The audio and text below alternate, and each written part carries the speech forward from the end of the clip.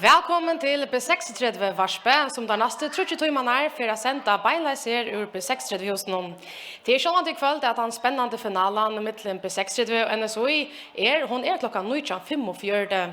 Men det gott att vara goar toy. Kom om man Gundadal följ vi hemman från här i strömmingarna. Hon har där och vi samman vi time som to helter samman vi. Och så får vi att hon och kom. Där det för att snicka sig om att vi får att ta oss om den gamla finalerna som vi har vunnit. Gamla hetjer kom in att prata vi och greja fra Gustav är att halta steipen om för B36. Så läs för att röra oss inte runt här, tossa vi fjäpparar, formannen och imist Anna. Att rätt så har vi ett just några inslö som till kunde njóta. Vi lägger fyra, vi är några ordlaga om Sanchez som vi öll känna. Här är det Taxi, vi Kim Hansen och sanken heter Svart kvitt.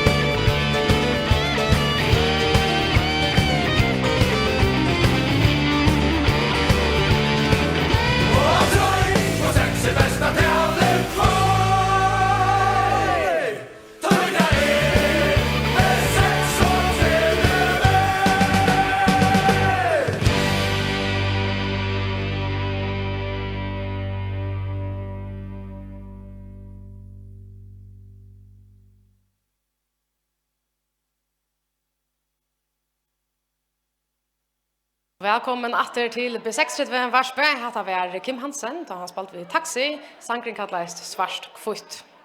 Och första gäster här idag, det är själver Hannes Ekholm som är formöver i Flocksmånen som är fjäpparafälla i B36. Välkommen Hannes. Tack för det. Du fortäljer mig ett av först för du är i B36 Sjönvarspe. Det är det. Ja, det är det. Men det är inte galet. Nej. Töknen är flossiga center, det är välja vi så gera center neckbursror. Hur förstår själva att hålla den dagen? Nej, först för vi där liksom bad nu är och ända få att ta hon så här. Så för vi det hon och vuxna center hit upp ordentligt. Ja, så hoppas jag att 18 distan för hon så ordentligt. Ja, här man just en plan B om det inte går som attla. Ja, så för hem sång. Och det är så visst. Det är bra säkert. Vi är sånt att spänt det och nu har vi bo ju nu år till att stanna i finalen och ta tappte vi denna. Vi vann ju senast i 2006. Ett år så gärna. Har vi spelat nog lunch. Vi har börjat allt för lunch. Vi har klarat en stark ytterligare stäbbakapin till lika så gärna. Jag minns onkel helt förfärligt urslut oss men jag är det inte. Hur helt du att det är så? Jag vet inte om det är ordentligt satsa på det på en måte. Alltså, vi kan inte klä om function i landskapingen. Han är mer för in så. Men det är nog att man inte satsa 100% på det. Det är också bra. Kvart lägger du själv i lägman steipa. Själva steipa kapingen och i bästa delen av mannen. Nej, jag alltid att det som FSF har gjort sist i åren alltså det är just att öll lägga mig igen nu än det gjort. Hon var det som vi fann på en kramata åren. Eller för några år sedan. Men nu är det ju en så ordentlig varsledag kan man säga. Att tar lite på helt annat stöd. Så gånger man ju alltså mer på det så det tycker jag det är massor land alltså. Så det är störst. Att jag säger det vi vill gaila så näck uppe att faktiskt är fattligt eller störst som man vinner. Ja, det är det, ja. Men man vill läsa nu helt mer komma i finalen att det är en så stor där. Alltså, så det är bara offer att vi klarar det. Och så är det såna eka vinningar vi Europacup-platsen som eisen är drejande om så är det att man inte ändrar i toppändan och i landskapingen så har man stävakapingen eisen att dreja. Men i år är det vid en sån mittenfas. Vi vet inte ordentligt än om vi ändå är som de överste platsen och i landskapingen så tror jag kanske är det ser området att vi det ta ett godle. Absolut, det är det. Men alltså vi kunde ta ett gott läsning så kan ännu så släppa vi klara upp. Ska vi spara gärna avtal med där på vägen där? Det gör jag bara. Du hann sökt för finalen ligger lite som bästa minnen och chatter för finalen minns du bäst och kvui. Ja, mest också minns det bäst henne i kvar 2001 att oss över. Att då så att läsningen alltså det var helt otroligt alltså. Stod här och fick karm och så där alltså. Vi himmel så sötnar väg. Alltså det var helt overligt och det var fint över förra parten och det som var liv så blått gott över. Det var bara att vi skulle ha en sån omgång. Jag glömmer en gång det att kvar i Björnmars i flatchen nu var färdig ur. Det var simpelthen blåst i jöknen, skrattna på sig ur flatchen. Det var förfärligt. Men det är för alla glömmer jag alls. Och så stod alla 5 minuter av Torsvart ihop det? Självande alltså. Självande gör man det. Det var redan faktiskt som rymdes det att jag väcker var så ringt men jag tyckte att det var nästan värre inte så hårt någon tog att ta vär alltså så ringt väver att man sa inte. Nej. Vi var några stod här alltså det var ute över oss. Det var helt otroligt. Men det var väl stolt att han alltså. Så tantisterna skulle ganska inte förspalter. Nej, alltså jag tycker visst det är väl alltså det där och så är jag blir alldeles där alltså. Så det flottar men det har till alla sökna så det. Men det var otroligt ja.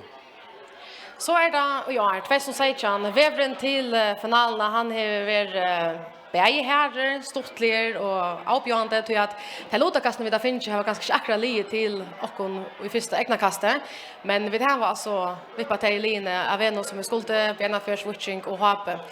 Kvart minns du bäst från vänon till finalen? Ja, så det är som det mot G som man vinner så det är så kvartsfinal, fjärdefinal. Det var stort men det som mot Happy är någonting helt speciellt. Nu är det själv hemma i Rotterdam så sa han och han är telefon. Så ja, det var alltså. Okej, man spyr, hur så ser sparket jag Roald ut? 3,5 meter mål och en är fast telefon. Ja, men man ser bara att det kan inte passa det alltså. Men det så alltså ja, jag vet inte vad man ska säga alltså det var bara så helt extremt. Och är telefonen heilen? ja, mest nog.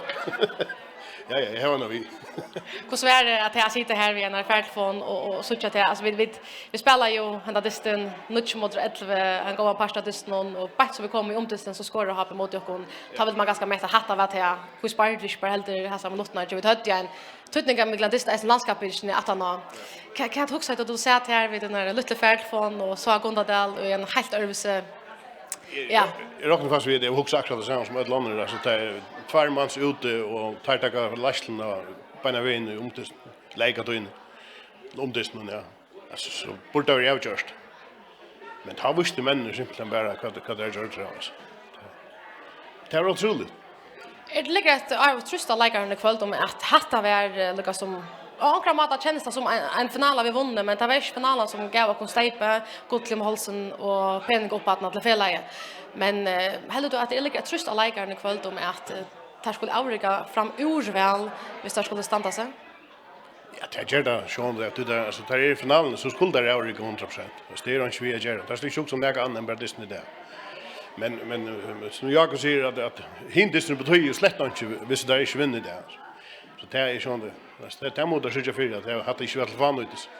Du ser bara ganska till viktigheten att la krönikan att Roald Jakobsen om att ena för vart 96 var Etli Happier. Hon vill alltså inte gå om vi tappar. Nej, så blir det nästan innan tån. Det måste jag säga. Han säger att ända kan vänta vid ikväll. Jag är helt samförd om att vinna. Jag kunde inte föreställa mig att det blev 2-0 i Gosse. Då ser vi ett halvt mål rätt för våra unga malvarja. Ja, han löd ju 100% av. Det är helt säkert. Hvor skorar målen i Jokkon? 1 och 2-0? Är också nu Patrick gör det första och Roald har satt. Och var det ur 43 meter eller? Nej, det var inte 43 meter. Att få en spurning där som stod färdig ut. Och det första gesten är det och alla gester som kommer för att få det samma spurningen. Hej du klarar skott ur 43 meter och rakt mål så väl? Det är axmatch. Så att. Det lukar vi vill ha sjönförsök ni kör. Hannes, jag kom. Jag får ersätta alla bästa ett med Disnon och Thomas Ropa. Jag vill ha svårt med det. Gåndest. Det gör jag. Ja, lukar mata. Och från Hannes färdar vi att till en sang. Nu är det alltså vi Ropa kvitt och svart och det är White Tigers som syns han. Cheers väl.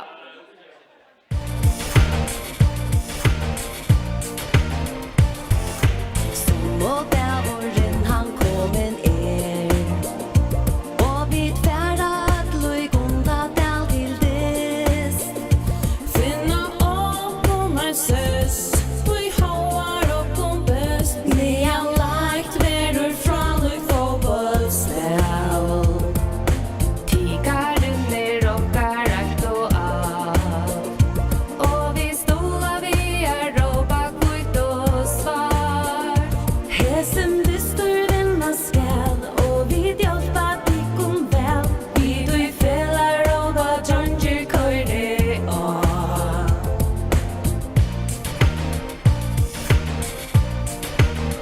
vi ropa ut och svarstjager eller snäcka faktiskt 36 väger nummerar vi den ska dikom ner allt och vi hela upp och vatt och vi den ska dikom eller skiver av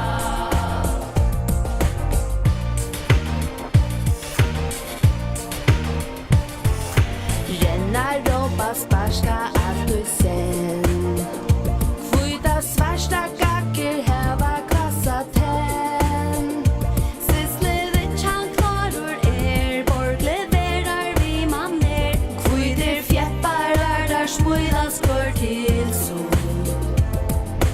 Atler rockar drönger mäkna väl Alla i vattlen om dada lajka skall Standa samman som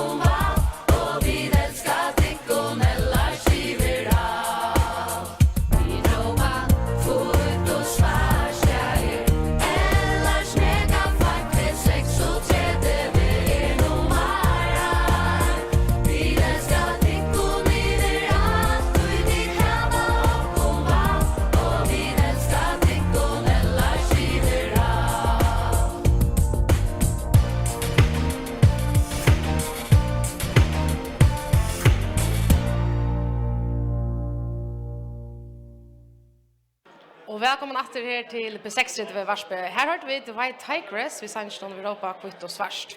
Och här är kommer av videon här i P6 vid Varsby någon. Välkomna dit. Tack för det. Ja, tack. Till er mängder tale och dejligare att lyda men jag må veta, vad är upphavet till White Tigress?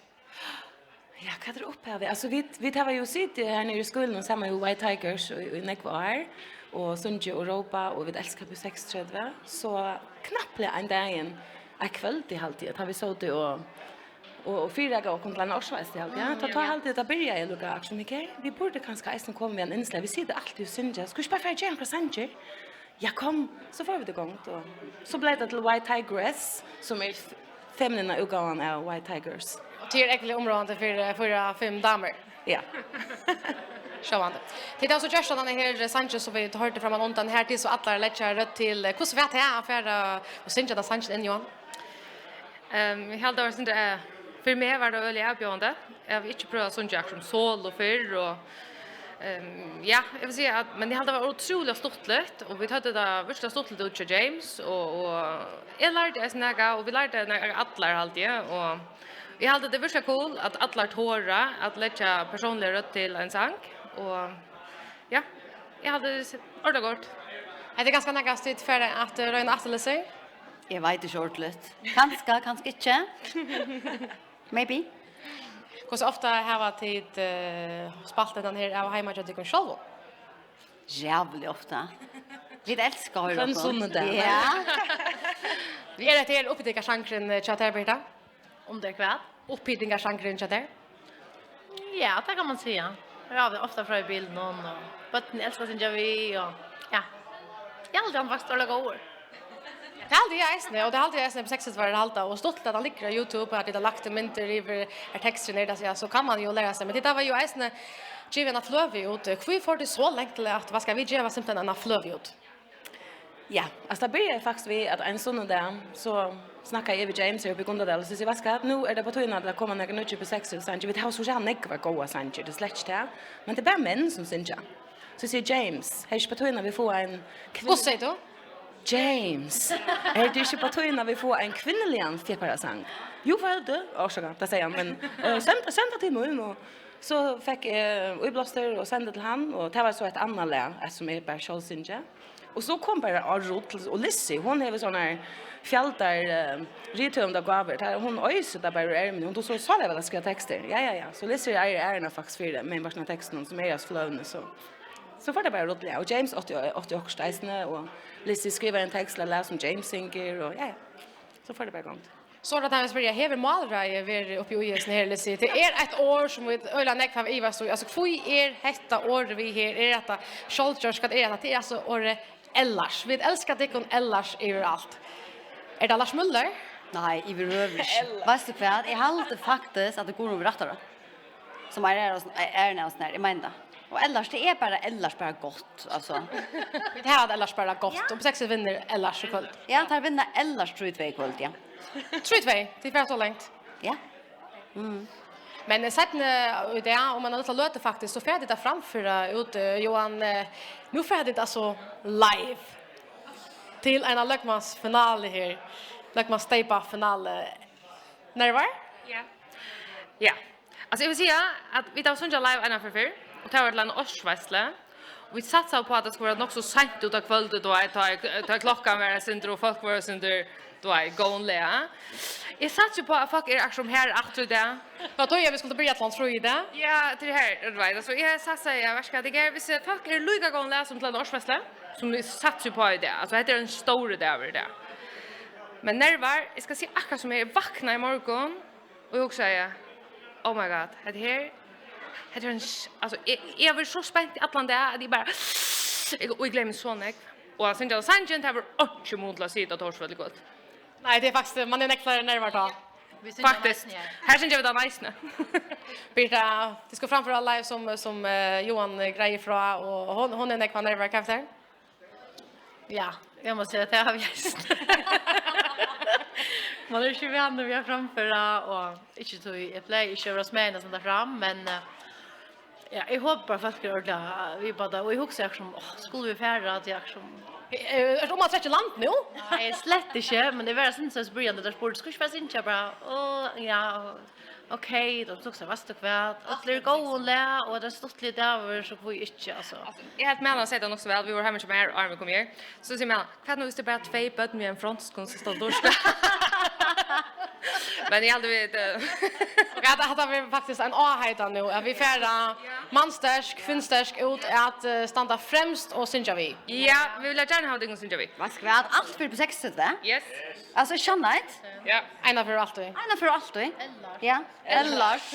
Ellars, ja. Allt. Men ellars mellan kvart väntar du är från själva finalen ikväll. Jag räknar med att det är en otroligt spännande dyster. Här räknar vi in. Det tycker vi att... Att det är så som man säger obligatoriskt att det passar släcke. Okej, vi tar vad det är. Nej, vad ska jag tycker vi faktiskt vi får möta en Sölje som för att spela goan fotboll. Ta hoppas igen så det var stort lite. Jag hoppas jag kommer näck mål så 3-2 är faktiskt inte så galet. Eller så kan vi vinna 2-0. Nej, det var fett. Och det var jävla gott att se det med att på 6 där ner till att uppbyggingen här för att är så jävla papurslött runt vi någon sankon som vi får hit upp på man löd så vi får ett monster skriva Europa härst och synja och här för fuck att stanna och synja för så det var mega fett. Okej, men Lissy säger det att allt för på 6 det. Vi ser för att be om en stage diving. Ja, Allt för på 6 det. Allt för på 60. Lissy klarar gott att stage där var skjuten bara två little runs just like raskalot och just stand där. Ta lätt att lägga franska fraser här och så där klarar. Så låter det ännu. Jag sitter på det 3-2 kväll är det som Lissy och Mella vatta. Kan du ta mening? Jag vill säga att det är otroligt stort lust ända 3-2.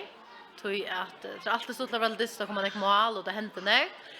Men Berlin hade är spela ordentligt goan fotboll. Så det kan alltså allt är bara vara en god final och räknar vi att den är så för att spela bättre än det gör det så då vi halva där av. Men det är pjöst inte lugga väl, va? Sjonejot. Nej, det krävs inte spela bättre än vi. Men det räknar vi det var ordentligt spännande om det ända 3-2 att du skulle säga men det vant vi vinna vi en normal där räknar vi. Kan säga Lissy? Alltså att fokusera snäck på bara och åtna. Alltså vet att sätta för något motor att ni känner ett. Jo, som vi tackar att Rihanna krönikan kör Roald ena för varta, nu 6 var och ett vi har bjär. Ja, jag känner ett. Hata klarar vi det. Alltså pjöst att fokusera snäck på åtna och bara vi klarar det hem. Ja. 3-2. Men hur skårar så ser 3 mål i Jakob? Täcker är Roaldur och Maynard och Patrick. Uff. Vanligt fältet där vi nu. Så chatta är så där vi kan vita okej. No pressure. Eller. Jag kunde jag se åtna kom här som en bröland löva. Och skalla bollen. Känner ett. Ja. Skalla på Ottmar. Ottmar ska komma som en brölande löva och skalla på Brölande tikare. Ja, jag helst det inte friare. Orsaka tikare. Ja. Men vi får tro att det är som vägen till finalen. Vi kunde inte komma undan om sättne halvfinalen mot Johape. Ena förvarta. Nu 6 var och ett vi har bjär. Alltså för helvete. Minnas det. Alltså jag förklarar det går så gott av det. Alltså det är obeskrivligt. Obeskrivligt. Men vår stein där var det krampon och öllon och lukar man reser sig åter och man gör det bara. Fantastiskt. Ja. För att minnas det sälja väl för att vi dyst någon. Jag minns att du lägger ett video ut av Facebook att taren kommer trilla och ner efter kjolken hon. Och jag hade till Louise också väl till känslan som jag hejade till han disten. Att alltså, det var så otroligt och så unbelievable att jag också att man som människa kan uppleva 9/11 tvärför. Alltså det är bara störst alltid. Men det var alltså ja som sagt alltså tar det trilla och tar domaren brukar sig för senaste fär och tar inte annat än att brakta alltså vi hade att han känslan sitter center i en där att vi kunde faktiskt göra det O'Jordia. Ja, och det kan skriva det lukar mycket ända så istället upp. Det lukar mycket för vi alltså vi tar spalt något som mot ett vi har björn. Vi gör det. Nämligen och vi gör det efter och han säger alltså så hvis vi inte vinner det så det här sig linjevägen. Ja. Ja. Här var det annars också för saker kvar ska vara linjeväg. Vi vet alltid att Pedreiner ska döma men helt du att onkel i båsen till Göte? Jag måste säga akkurat som är att alltså man sitter sen där vi så känns det alltså är det världen som ordnar det eller nej det var det också men nej jag har faktiskt inte hukt efter hur ska döma till att jag attla inte att jag skulle låta att avska med i huvud så det är inte också att göra vi spelar bästa fotboll i förrjun och till akkurat män då bäst tackling, dribbling, allt det. Vi har en fantastisk värje och vi har en fantastisk målman i Roa i kväll. Vi har fullt all idag att akkurat män håller mål rent. 3 mål till åkken där till det. Okej, det var inte tröst men vi på att alla vägen. Birra kan säga du är sen tippa urslit i det men nästa timman hur ska det här vara? Det ska ju framföra om man har lite löte men vad händer så? Alltså det är allt man bara hugga mig fullständigt som vi öllon. Vi är öll här för vi är för eja och vi får ölla stolar och liv kväll och jag tror det väl ett när ordentligt folk och det ser väl fyrkyrpa och jag det ordentligt stort. Det är faktiskt något vi kunde vänta om vi kvarstår. Ja, absolut. Men nu är det alltså 11 år sedan vi vann finalen senast. Nu år sedan vi senast var oj så var sikna i finalen så nu ska det vara. Helvete, är så klar hur skott det är. Alltså, hallå. Ja, men ellers så är spårningen det som att få han säger ja, det här spårningen kommer här. Hade tid klara att skåta ur 3,5 meter från Lukas som Roald Jakobsen körde mot Happy och sätten i halvfinalen mot Happy. Och skåra bollen i mål så väl. De får alla samma spårning. Hade tid klara det. Vi får alla se kor. Ja. Nej. Det kan vara en som kan ta och det är akkurat Messi. Ja. Nej, och vet du vad? Alltså, vi tar en Happy målman så ser jag det inte klart. Men alltså hvis Roa sänder mål så nej. Så klart. Okej, hade vi då Happy mamma så ja. 6 månader i målen. Nej. Tar det bara en som kan och det är akkurat Messi. Okej, men då inte var annars nog så väl att nu får vi se det kor och så ser det nej. Men det är alltså enare kväll och man vill vinna distan och vi får ha det fantastiskt och hon och samman. Det är ju akkurat familj på 6 utvar. Precis, akkurat många år. Akkurat det. Var det det? Hade var akkurat det som jag ändå vi. Jag vill tacka dig för att du tömde jag vet på 6 utvar och inte att det kan ordentligt gå ett när man inte låter till för att framföra. Vi får sända allt falschen ut att vi blir klara att lyssna för stage dive och synja vi. Så har en ordentligt gående tid och vi får ända vid Sanchez som är mellansinker och han kallas vi halta ut vi på 6 utvar. Och mellan, vad säger du? Ska vi bara köra nå eller helt också säga? Nej, korna. Vi ser just väl.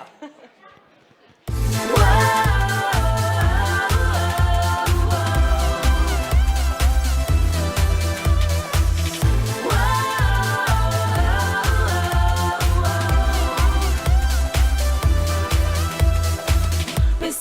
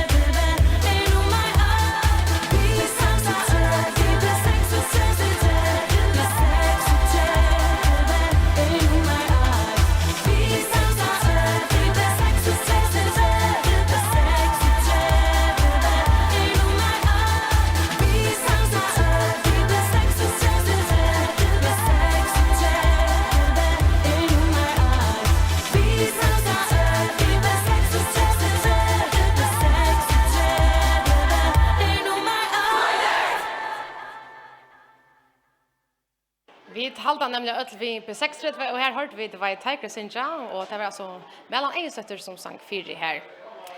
Vi får nu att sända ett inslag som vi gjorde i vikna och det är en samråd vi hösvänjaren och på 6:30 och eisne sjående en på 6:30 legenda som eisne vunnit next day för okkom.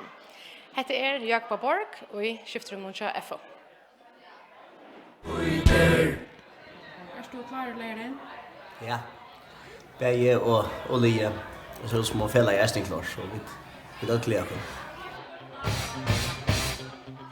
Är det Liset? Nej, det är inte sett.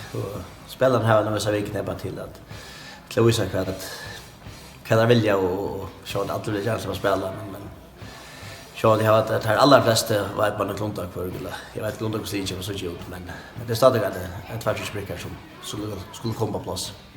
Och så hoppas något annars vi ska vara och karantänen. Han har gått ut till Kjell Stadsveck veck och Handelsberg går ju att det frågar så västne veck. Så det har sen troblagar vi på Högna och Alex och Patrick som just läst men det vant ju vanligt att Alex och Högna och Patrick att har klart det så luxus problem som är så vänner och alla vill bara spela så där är man nöjd till att skaffa upp men som jag sagt att vinna till det är inte bättre först ett vi allinar som visst nu för helt väl som Datla men det är allt fel i det eller hur ser att hoppas så det alla pastor så så Fittlar du eller? Ja, det vill mig men det är ju annorlunda än ta i spalt så är ju James som spelar till så nu och ta i spalt sen ta fick på väldigt fri ut i bidrag där faktiskt snacka fotboll och det här brödsticken när jag säger nu till mer pressa som vänner kanske ska linna på den vägen men jag tror det väl just och så han gör det att avspress som vänner som står för hela men jag tror det väl ut och ju jag har inte att här på egentligen alltså jag står ju på manager med att knäsa gå an upp och jag vet att det har varit så utast och gemma det men så kan jag förlanga mig av dem och jag helt tid som askvar men vi förlangar att ligga ut att allra bästa och vi har en gameplan och det han tycker så vill känna så ska nog för ligga jocken och tog kvällen nog snägga ut. Det är ganska snär sin runka så kan det ringa ska hämta och jag har alltid fan till så vi uppsagt så vänner i 6 till det känns stort men det är alltså helt svårt det alltså så nej inte några iver stressar där några kvar för nu löper så riktigt vi att snacka om ett lag kommer ut att snacka om det så kommer så många klara i budgeten och blir väldigt spänt och så men inte några mer än kvar vanligt att spela stor dyster så vi älskar spela. Och så fyra räcker till OT så vänner till händandisten som är en helt särskild dyster. Ja, jag hade ska passa på att bäga som vänner och till läkarna. Vi ska passa på att inte bryta för dig. Vi har just haft en rutin som första gången till stäva finalen. Och då är alltid man ska köra sin då är ju på att här så jag bryter inte så eller nej. Så då för att jag står det för till mig i sälj mil och annat så såna uppgifter är alltid att röja men vi vänjer akkurat på samma sätt ja, och fyra och egentligen på samma sätt. Kanske snacka vi inte mer än vi doktor gör. Jag hade man ska passa på med köra det för dig. Tror jag som nämnde vi vet att vi kommer här till och vi står ju på att slagaren Gerda är gott nog. Vi helt är passa på att det göra fotboll allt för invecklat igen så ser nu kommer en instruktion som kanske inte är så vänlig vi får så blir det ganska pilligare vid att göra. Det är helt annat än det som ger här och kunna egentligen gå så nej det är ganska repetera picka sig de mer tas vi alltid vanligt göra men inte snack mer det inte snacka något det alltså det kan Gabriel pröva roller vi kommer inte till upp i 5 vägen eller Simon vägen eller vad så där vi kör på top 6 stunden that's it. Vad spelar jag spårning? Är det någon du vant läkaren så att spela mycket mot rätt va? Nej, jag har inte vant och ontrast över det här vi görs men jag har inte vant till att vi skulle spela mycket mot rätt till att jag får vant till att läkaren vi kvar fem rekord mot sig men det var vant så gott att läkaren fick få 2 rekord mot sig i en och samma distans. Det hände så men det är så visst att detta lige just det var så att de med som lägger vilja till att leva denna för någon annan så det är fantastiskt att styra på gas och bara huxa om tant det går stort till där men lägger har ju äsne till alla flesta där man vill ju understansligt alla upp att det här ger det nästan chans ända välja så det är väl skickar till att hvis vi skulle spela väldigt hoppas så kör det alltså till hade klarat det göra allt. och kan finns vi resten så länge vi tar bollen så skorar här i stöd man vet väl att här vann och pressar vi lätt upp i efter bollen och så är det till mål till Taimon. Det är inte det som vi kör på. Det är alltid det som vi då allra bäst. Sen står klart det. Så det koppade det som du hade ett varvat på men när vi spalt 11 mot 11. Vad tänkte du som ända så? Så det knustar sånt. Det är det. Okej. Men nu då är det sen lever man måste passa på att det är ordentligt stort att snacka om att det är stort att det ska så om att där men vi har vad ju vunnit igen alltså så det är inte vinna sig finalen där så är ett fight och stolt att vara så ser finalen mot Hape så det är alltid stort att vi snackar om det men därför att ser vi lägger det har nog sagt att det blir så rikt ner på när vi har vad ju vunnit igen vi ska vinna sig finalen och så kommer vi efter och njuta att ha vägen till finalen alltså men har vi då inte vunnit och det ska vi som säger bara hårt för att vinna. Heldur du det är en vägledare eller en styrke av att akkurat möten så i landskapsfinnsne och vunnit dem? Ja, så det vunnit dem och så hade det till det som Bay och Gerber var eniga om Arnesten att tas vinna hela distan på inte så det var det så logiskt i vad som man häver små affär. Men man ska passa på att man inte fyller för negativt när vunnit mot dem så blir det så walkover så han blir det inte. Och kanske att vara viktig spelare än Taimon och så bättre väl att säga att vi är nog vi nu i finalen så det är helt annan så som kommer här runt jag bröt oss inte att spela öliga väldigt känns så det helt kör vi ändå vi så det var nog för att här nog inte ger finalen så det var helt annan list så helt taktiskt kan spela så där inte så stort nej vi spelar i förut vi spelar hemma ta spelar vi också mata till sent lugga mig så att har vi vill för så mycket ting som här har några strange spel på som vi får passa på så för att snacka om det men vi spelar också mata vi spelar vi helst vill ha bollen så nästa med Jorlet och vi kör attack press och så maten vi hanterar det på Rachalans en line för det. Kostar det helt då att det är väldigt högt att säga för 6 att man äntligen att kan kalla sig steppa vinnare. Det är så vinnarmentalitet som ska komma in i detta fället och det är det kommer det bara kör något annat i stävkapisne. Det är nog förmarskaper men det är man ska hunkra till sånt efter att det är en känsla för att stanna vi vånar att ha vunnit en distan på att lära dig. Till en känsla man ska hunkra efter. Inte bara vi som läkare ästne som säger askvarer och nämnt och stolar och allt sånt om fället ska det heter akkurat här vi skulle hunkra efter att simpelthen är vinna. Så det är synd att tog helt att snäcka säga att man får så känslan vi har vunnit det är ju fantastiskt jag kan inte beskriva hur gott det är så tog helt att snäcka säga så det är inte här rona så har vi något målsättning som vi tar vi kommer ut i Europa och få Ryssland pengar till fälla just det är det är gott just inte då i resten av kapitlene men först och främst till att vinna och till den känslan och till att man kan gravera att det är 6 logo i en stable det är fantastiskt. Jakob klockan 9:45 när jag kvällte hur ser du det då? Det kan inte så stå efter fram och alltså little boxen här som vänner har gäng som alltid får lite men det går stunden och kanske fram men det är absolut säkert att lägga ner är klara och vi är absolut seriöst att man får höra vad tänker snack bättre man får göra så goda runda chanser. Kan ända det straight. Ända vi lägger mål och ända vi upp 6 vinner. Tror du sig snack? Nej. Det känns shit. Fair vinna. Ja. Jakob, jag vill ju där allra bäst att lära den och vanligt så. Kommer du samma fel nästan ett en gott kontal idag. Ja, vi tar så med. Tack. Att det var huvudvänjaren Chape 632 Jakob Borg som grädde jag kunna inte från så under mån till distan och om själva halvfinalen. Vi vet väl att vi har tekniska trubbelagar vid Jon som för ut till tickon som hitchar ute. Vi arbetar vitt och så vinnarliga halt jag kom till går. Vi var att höra en sång här är det Terry Rasmussen vid Sanchinon Betrojati och 6. Han frågar om man har luttla löte. Vi arbetar via för att han Sanchin är klara, men annars så kommer vi säga från att det är bäst om 30 timmar och 4 minuter är självfinalen för igång. Vi säger Jeshuvel Terje.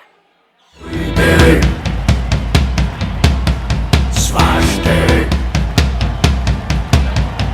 kan nu att det möjner men kom för det jag kände sig som det kan nu att det möjner men kom för det jag kände sig som det kan nu att det möjner men kom för det jag kände sig som det kan nu att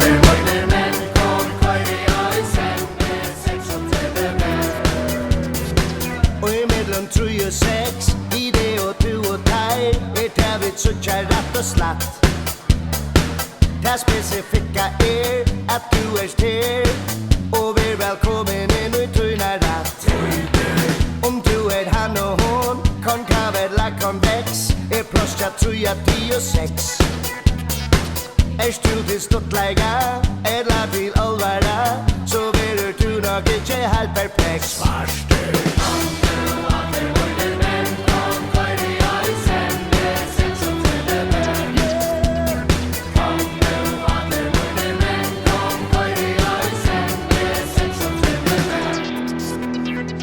Om du vippare, eller gå steppare, så du vi 2, 3 till 6.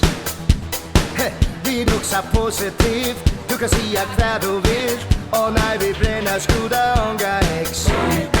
Shaka-laka-laka-la, ödlopa ta, betröja 10 och 6 så flott. Att felax ända mål, i liv och sal, jag här stottlet och är så gott.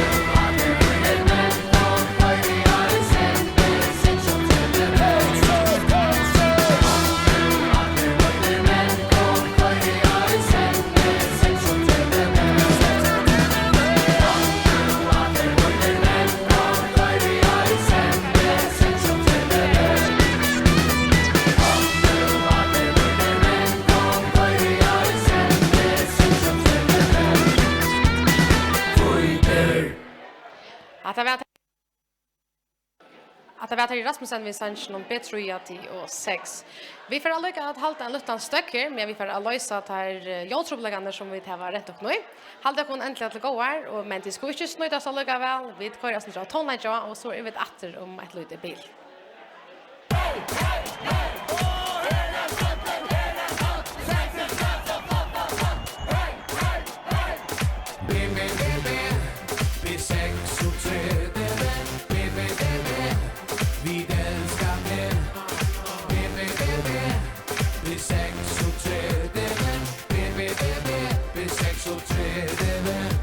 Och kommer nu tanken ränner kött.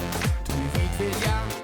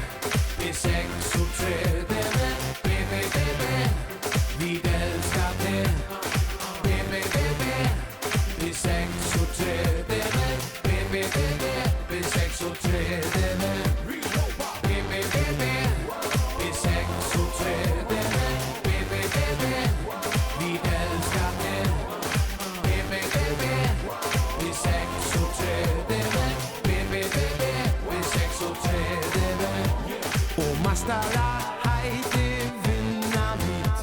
Ta okkar haksta mal. Saman vi standa rymmar sterk. Tigaren allar best. BBBB, vi 36, BBBB, vi älskar det. BBBB, vi 36, BBBB, vi 36, BBBB, vi 36, BBBB, vi älskar det. BBBB, vi 36, BBBB, vi 36, BBBB, vi 36, BBBB, vi älskar det. BBBB, vi 36, BBBB, vi 36. Åh, hela staden, hela staden, 66, hej, hej, hej!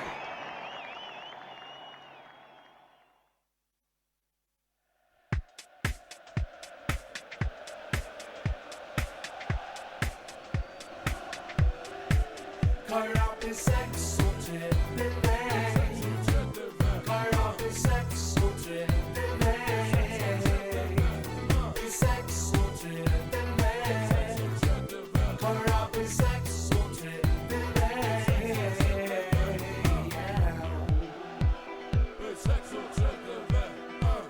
Vi känner fotbollsliv som skärrar fram ur.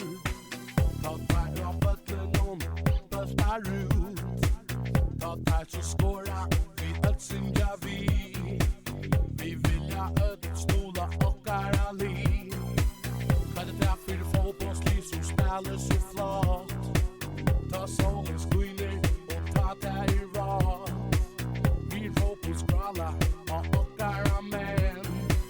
Helst ta där få 3 mål och sen. Kara i 36 väg. Kara i 36 väg. I 36 väg. Kara i 36 väg.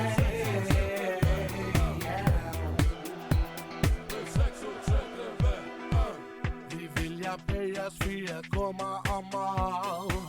För där vi kämpar, vi liv i sal. Vi skulle att flytta okkar fotbollsbomb. Vi råp och skvalla, ta en stabilion.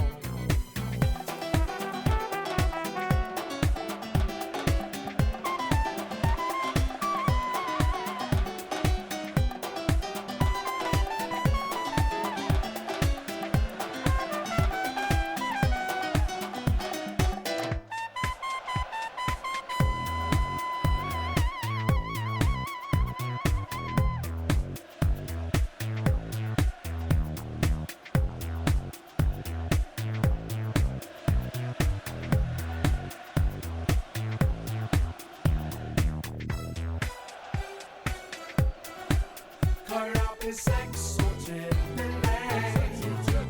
Kara i 36 väg. I 36 väg.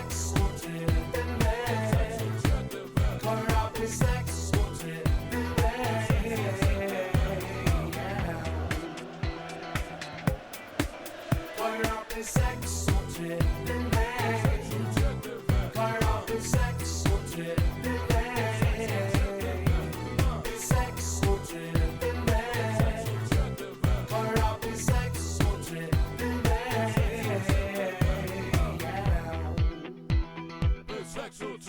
väg.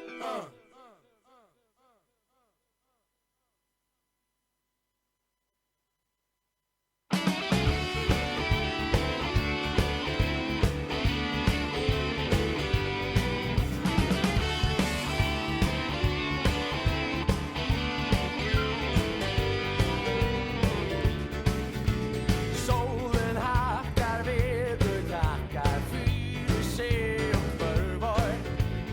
Du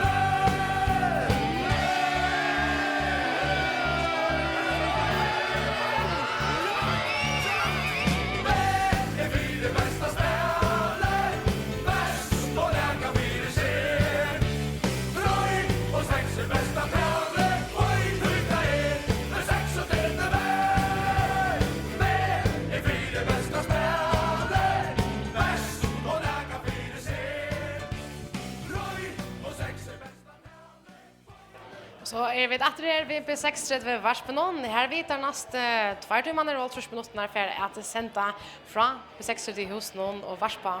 Ja, så själva dagen. Det är ju klockan 9:45 att B6 och NSOI för att bresta samman i finalen om Lökman Steipe.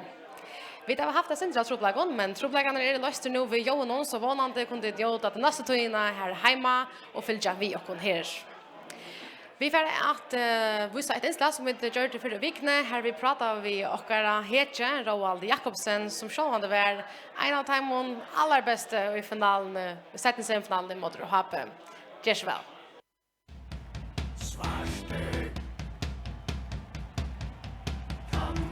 Spenter? Ja, Hamran Spenter. Nej, inte Hamran Spenter än, men det här kommer för vi är Hamran Spenter. Man är där till det, skolan så tränar man kanske äga härsta center och för jag släppa lia och så man var rätt. Ja. Ivas du om du är smittat till det va? Ja, fan det senast så nej så ska alla ivas. Nej så. Nej, ja. Det är dock vi största det dock. Och snack fittlar hetta vet du hade att du ska spela i finalen. Nu känner vi det mer som en sån person som inte gör snack på skjort där, du ska äckla roller. Snack fittlar annars, jag hör inte det.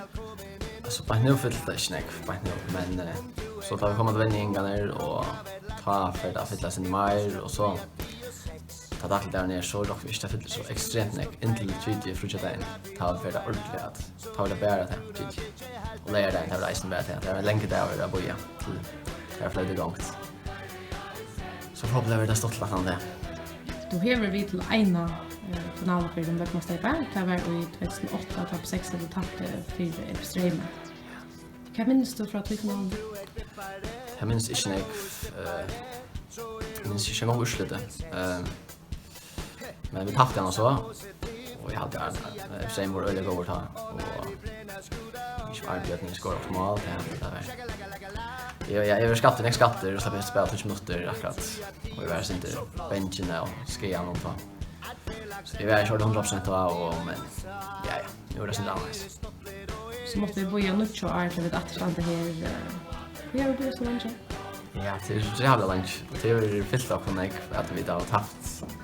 Vi ser kanske så tulliga ofta kapingarna och äntligen kommer vi till finalerna och det är extremt glada för det och vi var jävligt ofta vi chattade att vi har mist floss och kanske vi mött en eller gång Leon och här har vi spatt gott eller gott här lyssnar och vi har spatt mindre gott sjönde. Så helt var det gott. Ja, mycket var det för lunch. Men nu stannar vi så här och man kan kanske också vi kanske onkel har här spatt finalerna men det var Steipe skulle vinnas. Det var sagt en halvfinal mot Hape. Det var akkurat som ett finalbruk för och Oscar var det så för det kom. Jo, det var en helt särskilt alltså. Det var jävla så. Och ja, man följde för ganska att äga kick av att huxa man vinner såna det stör och kanske det nästan är mot Buchinge och så kanske att äga trunna på att vinna finalen. Det är en här vi har kommit till den där till finalen och ja, det gör det som det kan man det. Vi plejer alltid att skåra en det och tar vi skårar så till första målet så håller vi det att vi är väl av vi alltså till finalen. Det har följts jävligt gott av Ötlanda. Tar vi skåra och det följs jävligt tryggt och tar skåra ett mål till nästan inte att säga nästan. Så vi tar mål själv så mot tar skott tror vi. Så det har följts jävligt tryggt och så resten är bara jag vet inte att en ja. Upp och ner till alla människor. Ja, vi satt nog inte ta få den nästa rekordet och ja, och där säljer det första så Patrick. Att ta är man inte kläver alltså ta vi det kunde ganska fint straffe och kanske skåra 2-0 så där outjust och så. Men så får jag det rekordet allt blir bara väldigt och så för Elia man har hela isne och det är helt där nere men så kom det fast ja, så också bara nu ska bara arbeta och det jag när jag och ta gånger fast nog så väl faktiskt. Jag klarar för att inte spela så mycket chanser men så blir det mer och mer. Så går det lätt så blir det ännu mer och mer och när jag spelar också att jag borde bara skåra 2 så på ifrån att är det nästan negativt och så där men det var ändå så lätt och så skårar det beina vägen ta utan börjar ta också alla reisen att ja, hur ska det bara vara det slår spart vid alltså 30 minuter och så finns vi där så frispark och så går det så detta gesture framme så när Johan och så skorar på att här så knappt är det lite ja av vet finalen att ta femman kanske det ega krafter och sånt men frispark det är det som oftast jag vet inte hur jag följer så på så det frispark. Men du har ju svåra nöker från från undan örondiston som man visste kanske att du vart la en 40% chans att få in. Ja, men jag vet det är short att det samma som det är så man kicksar det man blir skott med det nej. Nej, men nej, jag har också läst så pressat att man var fullständigt färdig och ja, man kom bara överraska så man tappade ta var inte mer som tänker helt inte då. Men det blev så där gott att ja, ta skåra det var målet var realen kan jag säga. Jag alltid mycket som tårspelaren går on till och tar kicksa chanser och så tårna och Tighter han läser och att så bara hjörna som han släpper fram så han ständer där framme så får vi den chansen till Lentans så ja. Så ja. Så the rest is history. Ja. Kan man säga. Jag hoppas att du vinner bollen och hur prova att mata frastunden i halvtid där var 3 meter här var. Ja, så short ja. Ja. Kan hoppas att du ser eller att du vet att mannen så happy kommer läckt ut och mal är uppe. Kan hoppas det. Ja, tas med hos är faktiskt att det är vi vinner. Det är vart och tight ständer ute och så man ställer längt inne så är det ofta en sån flätebölte man kör harst och så räknar jag precis och satsar center heter det center neklattare som man kan bara brukar center innan så innan till center tryckare och så satsar jag på att han trillar in och jag vet inte jag minns faktiskt att han trillar in alltså jag minns bara att jag var säkert rätt igen så just det att han var fast eller han var nog så väl av in och så blev vi bultrar ner och Ottmar och Tauro jag kom shot upp att för den 30 sekunder fan så är så. Men bättre för in och det är en fantastisk romer och ta vidare vid att gå till att nu är vi alltså vi tar under 20 mot spalter i ska spelas och man börjar bara till domaren flight där hur svårt han lötan vad man ser också upptäcka att det hade Andreas som ständigt stor smile under disken då bättre för hot att ha det like först hur svårt att spela så snabbt ja i minns fast short ja som det var bara ja det var bara övergott alltså man visste man är klar där och det var bara en latte att klara det och det var bara fantastiskt alltså jag vet inte hur det är så akkurat där så jag tror inte det var det eller 4 mot Michelin så där det var bara en cykelage eller vet det var 6 av vi kom ju och ja det var faktiskt ja det var det cool hur svär låten 18 det ja alltså här var alltså öll vill det se akkurst och öll kommer av ölllen och i rockar dranning först som kommer säga att det gör det som är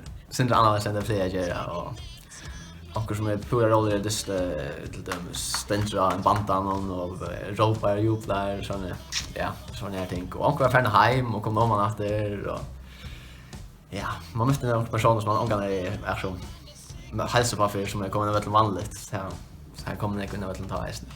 Kan hända så att det för in i skiftrummet. En av loxen så att det släpper. Ja. Jag minns själv att det var bara jobba som vanligt det är bara ja fantastiskt att vinna. Tack men ner så ja kanske inte äga ta men att vinna det är fantastiskt så tar jobba lite som allt man ändå kanske att det får hugga så att man syns redan lite fira det syns att vi klarar konfinalen det var slängt senast så nu är det för spela viktigt att vi kanske vinna nästa.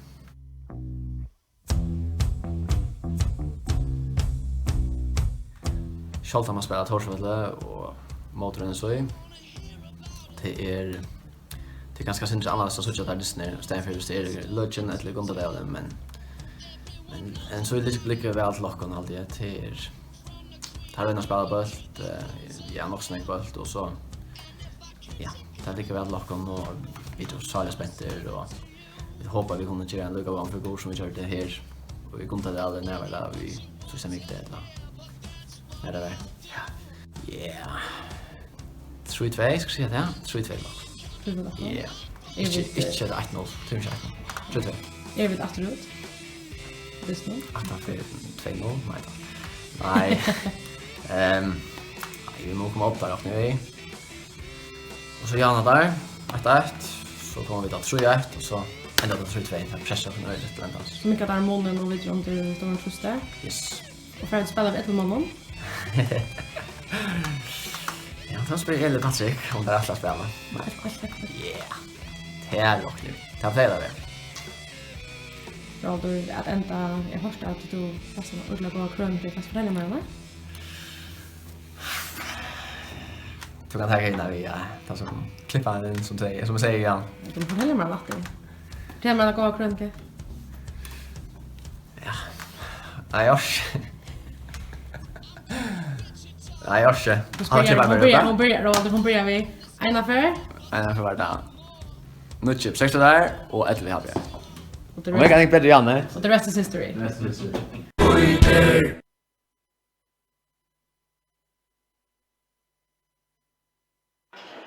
Vanande är och Roald Jakobsen och Luka Gowan formen som han var i sätten i halvfinalen emot Hape.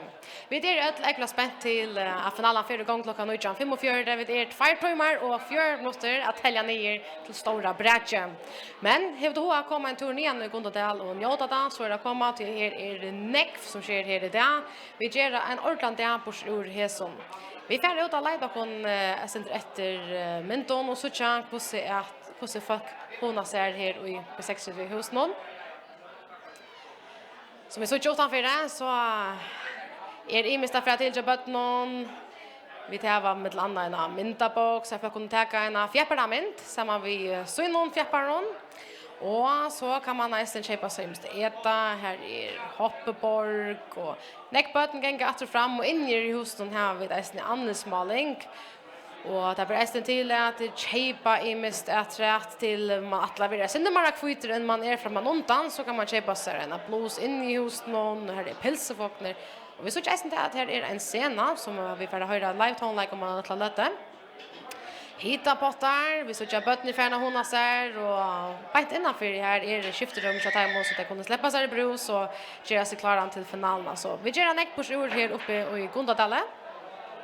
Och vi vill hitta sånt med att möta till distan och i kviton plackon och in i husen så vi att folk köpa sig ett gott första att dricka, prata samman, man kan dela goda löter, hur minns du en finale chapter 6 för jag minns du bäst och så framvis så. Detta här är dämren till alla familjerna och alla B6 fjäppar. Så färra vi att köra nästa inslag ja och det är ett inslag som blev just till B6 det fyllde försvar. Så här för det så tjän några goar heter och greja center från gåvon minnon. Detta blev vust ta och ta var det snack för sauna här ta och i Årstalsfället och fyllde försvar. Och vi färrar nämligen att sucha imis från att ta det som B6 vi har vunnit Jackson Toyna tog att hvis man inte fäster det av band och ger minnen helt levande att det svarta sånt kött att glömma det. Och att nästan så färrar vi att ta sig vi gamla heter så. Njut och lycka hetta, ger så väl.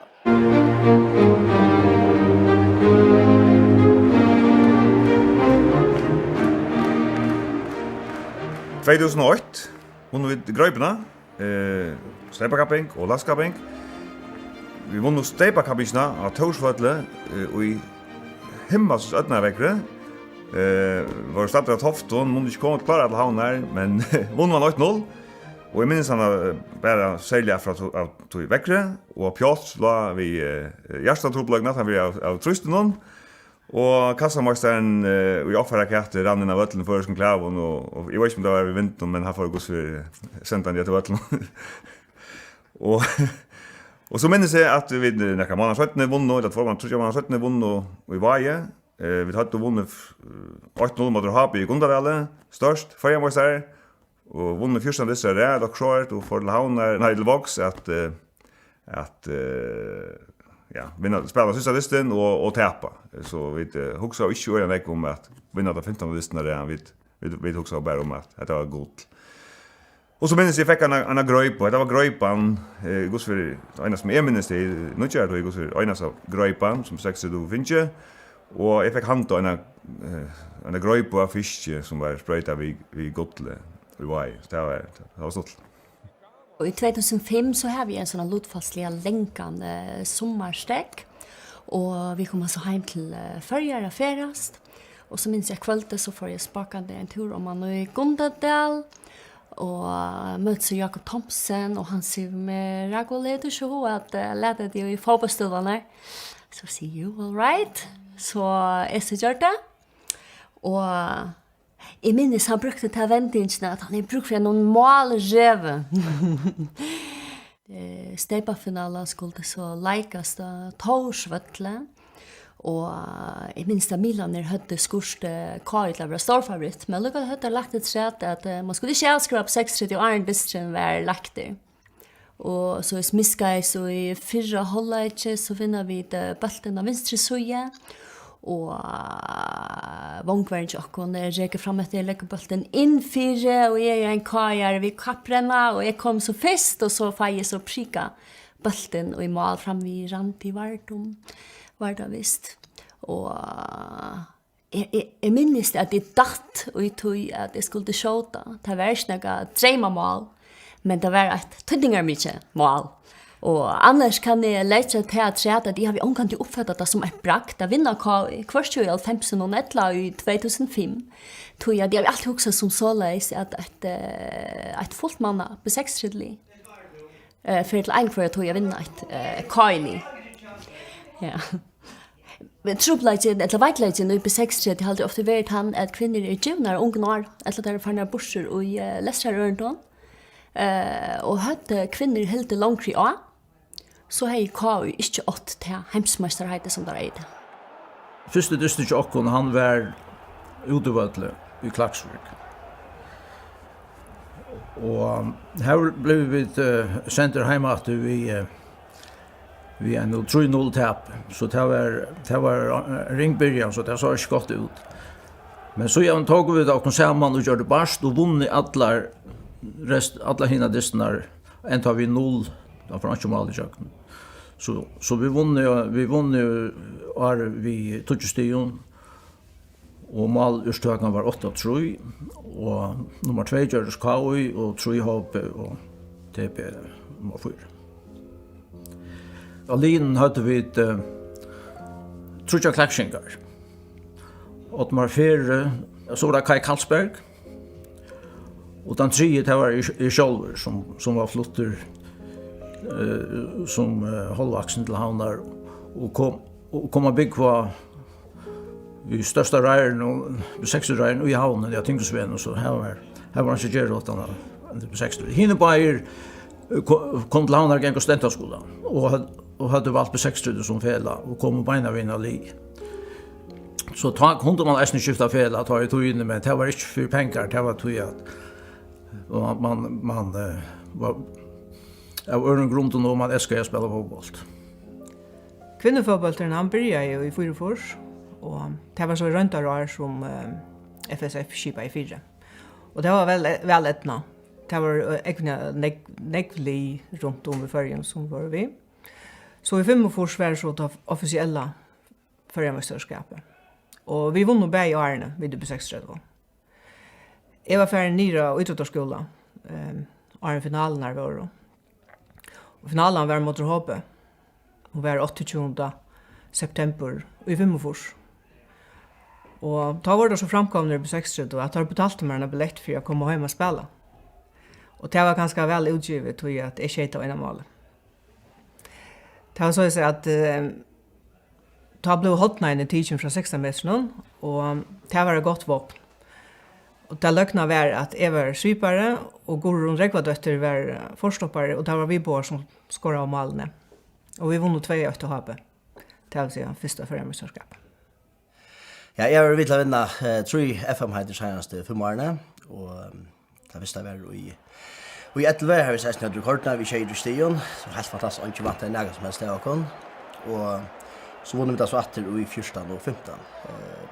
Och det som jag hade varit öliga dejligt är att senaste åren har vi det blir mer och mer vanligt har vi vinna FM-heider och det stäffer så bara till att fälla trivs öle väl att topp någon och till komma sån dejlig vinnarmentaliteter i fälla. Men stadigt är det plats för att och inte men komma till och att det är plats för timers nu tar vi man gärna geva och spela ett dejligen offensiv förska fotbollen som vi nog ändå vill göra. Så det alltid är fighta vi tar över så över nu att köra ner på så det är dejligt part. Ja, så hvis jeg skal dra noe fram her som hent til så tøyerskaien som vi ser Tjej og Arne, så har vi reformer kanskje, eller nevnt en stor part av Arne tøyene, og reformer over 20 år. Og da kan det ringt å dra noe enstaka henting fram og noe ære. Men, og selv om vi det har vært nek, hvis jo Arne, vi har jo blivit förramästare och vi fruar i Europa och några andra ting. Ja? Så vill jag lycka väl nämna en händning som är alltid helt han som är störst tydning och som är flott fela långt framåt. Och till har vi byggt det här statsliga felagsölden. Ja. Felagsölden det var byggt i en tojarskaj för det var ringa tojar, ta i början av 50-talet. Det var störst arbetslösa, det var inte alls och ute i skedet så var flott av landen. Och i som tøyar skulle byggt disse husen. Og husen kostet 90 miljoner. Knappt 90 miljoner. Ja. Og hvis man ser til perspektivet av 90 miljoner, til så øyelig penger da, til som har besøkt byggt en hus her ved Søyna her for kanskje 90 miljoner. Ja. Men til husen var, til brøtte felet på den måten, at felet var vaks og øyelig nek ta. Det finnes en stor kvinnedelt, ungdomsdelt vaks rettelig nek. Och så hade eisen vaksamnade det var eisen rätt stora. Så det var nog lite törver av en hus ja.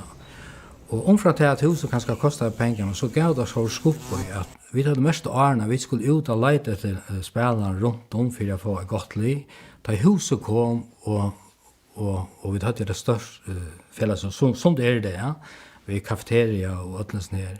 Så begynte spelare imsastan från att söka på 60. Det var tar valde på 60, ringte på 60 och boliga som man säger bonchansa för att vara vi i fällan. Så det lite fela i ölen längt upp och det var som 18 av vi hade byggt huset och vi hade givit sig karman här. Så det är lättare att räcka fela i. Då vill du ta huset fram som något helt särskilt.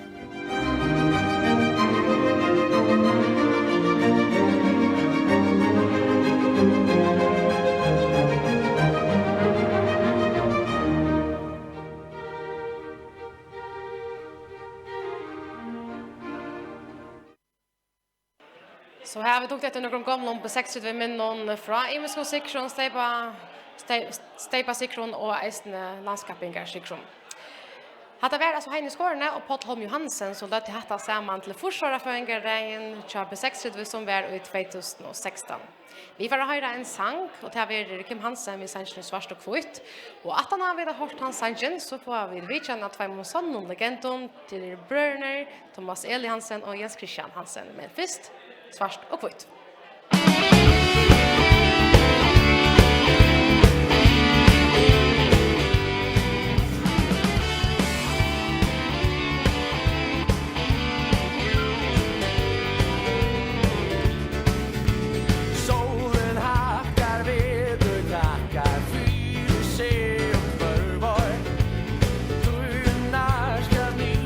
Sparska stær i samme tør.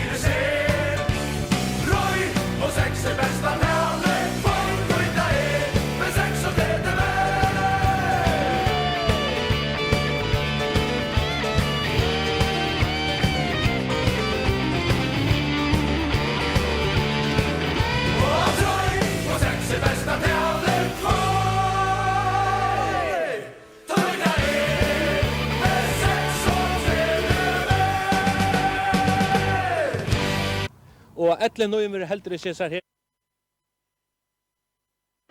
Hatta var svart och vitt vi Kim Hansen som vi har hört det här till ju ägla tutninga mycket att vi då röna kommer gott lä med vi tälja ner till finalen som börjar klockan 9:45. Ja, vi finns två gester men det släpper själva switcha hur det är igen. Först var vi att switcha ett inslag som är från Steipa section Jokon och i 19:01 så då kunde gita för det är som så över gester. Kör väl. Og etter nøymer helter det skjer her mennar som vi skulle søkja nå til fotballslagarna i 36 og HP. Tar spalt om mikrokvalte finalene og i kappingen om Løkman Steipe. Da börjar vi att bli skiparna för att blommer räkna ytla. Domare till Niklas Löjerenda, Jakob Johansson och Mattias Paulsen. Till att klart till att börja desten i mitten HP på 6-3-2. Och till på 6-3-2 i Kviton. Frötjon som börjar desten Kari Golfas, Karin Utliens Christian. Atträtter till Karl Arna Ekholm. Lägger han tvärs rum till Peter Amon Dalpö. Spelaren så ut till Thomas Eli som är liskipare. Vi är till Sofos Clemensen. Balten för fram.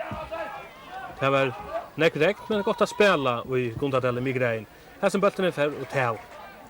Tero 11 minuter lökter, Sofos Clemensen tvåde balten in för en atto från Kara Golfas. Lägger han så läkt en fyra och här kommer Bergur Magnusson vid en längd om böjne och skorar till 1-0. Bergur Magnusson lägger upp i 36-8-0 och står fröj av 36-läggaren. Inkastet från Sofos. Kara Golfas med nummer 9 som kommer här, kvar han utanför till Sofos. Och lytter han in fyra. Och här omkyrter av Tvånbo Habjörn, släpper Bergur Magnusson till och förskårar till 1-0. Nu är det bara 6 minuter efter att lajka. En ball kommer in 4 till Boadam. Och största möjligheten till Happy i 18 Disney. Och bara 4 mål. Och Distren ända i 1-0 till 6-3. Insan med 6-3 är egentligen Luftby och Mia. Där kommer upp på. Och det kommer upp i Stekron. Och så kommer Lysebaren på 6-3. Som är så väldigt fäkter i Haltron. Och här det på.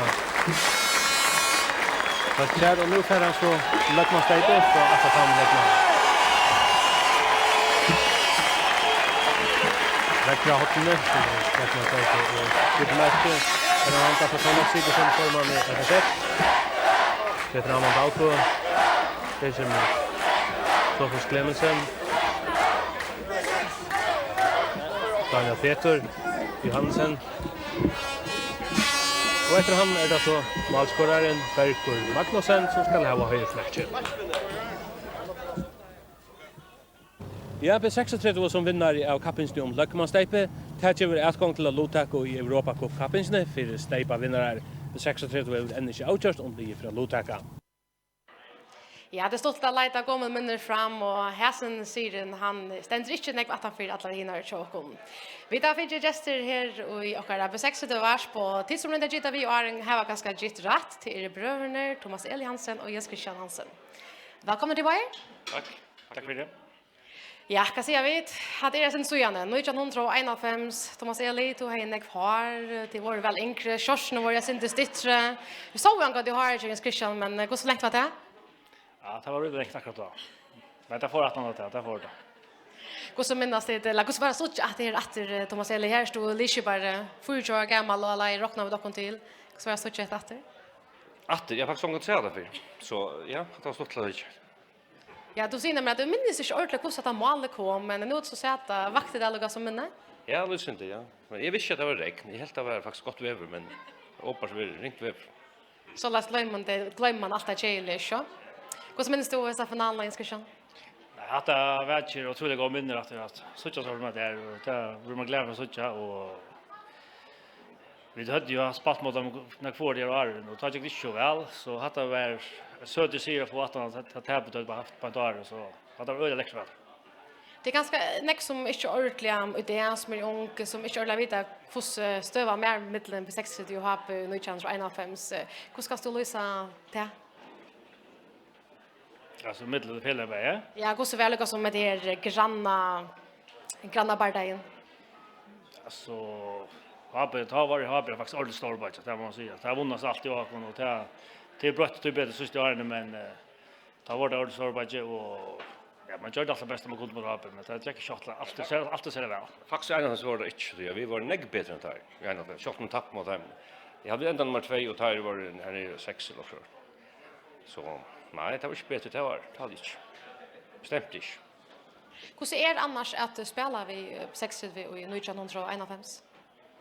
Ja, jag finns det flotta hus som det är ju i det så där så det har börjat faktiskt på något nytt att vi stasel huset och gå ungdomsrummet och det är alltid dejligt spela 6.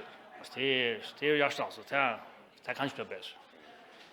Minnas det bästa att det har gått av ungar upp 6-3. Ja.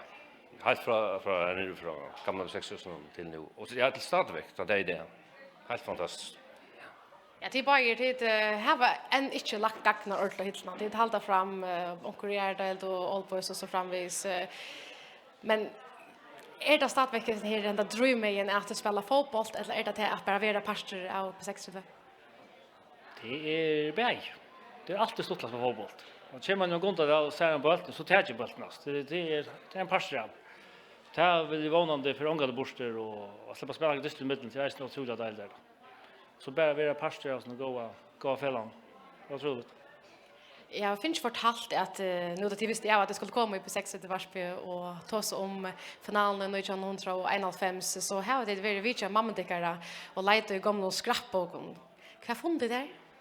Det här finner man allt som är skrivet på den så från forskning till dagsdato faktiskt. Här är allt väl lym och i skrappböcker så man kan finna allt fram med det. Och hon reisar alla likes från forskning till det faktiskt. Så hon är så ett helt äkna på 6 sound. Ja, och faktiskt det ständer det att vi spelade semifinalen mot NSOI och tappade ju Ronavik och vann här 2-0. Att han omtest. Så det är samma som mot HP faktiskt så att vi vann HP S4. Så nu hoppar vi SFN final.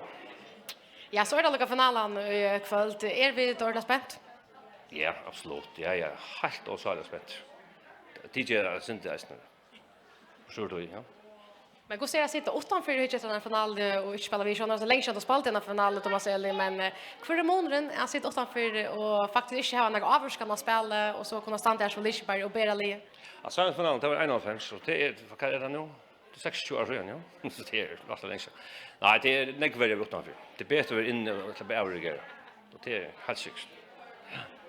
Så var det en final i 1995 som vi tappade 3-1 för GOI och jag ska känna henne minns du oss inte till hur så var så att ta vid förra mästare 2 år framan undan och så tappade vi dessa finalerna 3-1. Kan minns du från att i finalerna? Jag vill lägga nämna ett att från 1-5 i kvartsfinalen där var vi det skala spalt och vann 6-1. Och här var ett namn fram Jan Petersson som läste skala 8-1-0 då. Nå? Ja, så han var passat skala då. Men nu jag främst det är vi faktiskt kvällt 4 till bröllop det bästa vinnaren mer. Och kan man köra några sprott men det har själva distan då nu jag främst så vi tar väl och tror vi skårar för oss. Så vi hade vi vassa och mål igång och så får ta ett mål och ja, vi fortsätter faktiskt att hålla sig. Men tar skott till 2-0 och 3-0 var vi får ett mål och så bränner vi det straff i Atlanten så det var det sur distan faktiskt. Jakob Borg han skora så inte bra bröstpass som vi fick och tog mycket som månen till 3-1.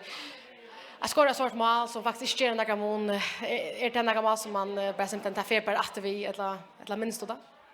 Ja, jag minns också väl mål. Jag hade otroligt gott mål faktiskt. Så var det. Så egentligen det skulle vunna. Ja, det är bandet med faktiskt fram efter och så fick jag den lopparen fra armpen allt jag tog en brinke det så högt han kassa. Så det var också otroligt gott mål men det hjälpte otroligt.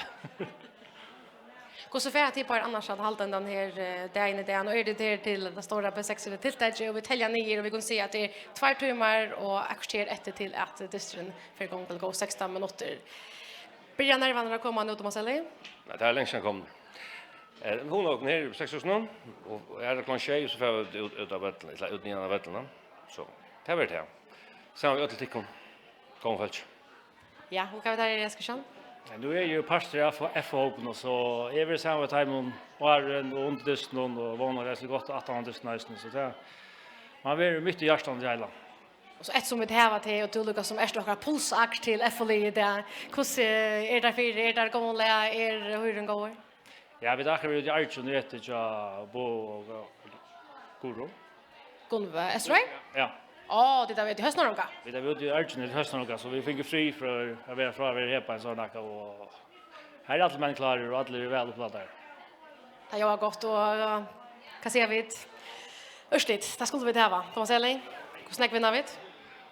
Jag säger 3-0. Clean sheet. Ja, det klarar vi det. Kan vi ta Jenskersen? Jag hoppas vi får en målgarantist. Alltså gott och mål båda väl men bara ända vi om man har ta det lever så är det glädjas. Gärna en målgarantist. Och så att ända så får det där transportningen som att det just nu jag kan få ut det. Det är hej to klara att skotta och ha bemål ur 3,4 meter. Inte det nej. Nej, det är klart det. Och jag där Thomas Eller hej to klara skott och ha bemål ur 3,4 meter. Nej, va, jag åkte 24 projekt. Så är det för ut i finalen. Ja, så nämligen.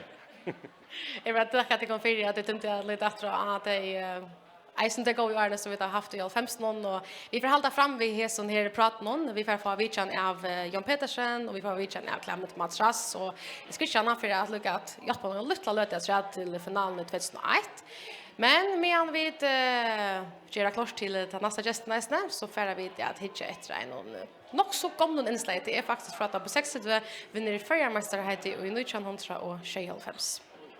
Middagar.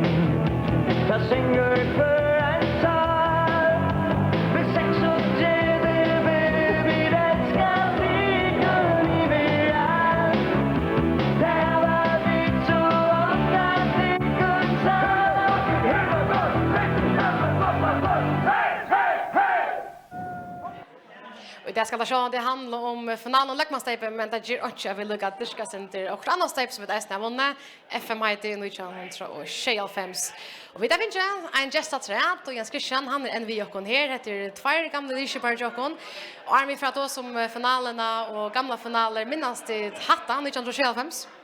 Ja, hatta minnas ut öliga väl.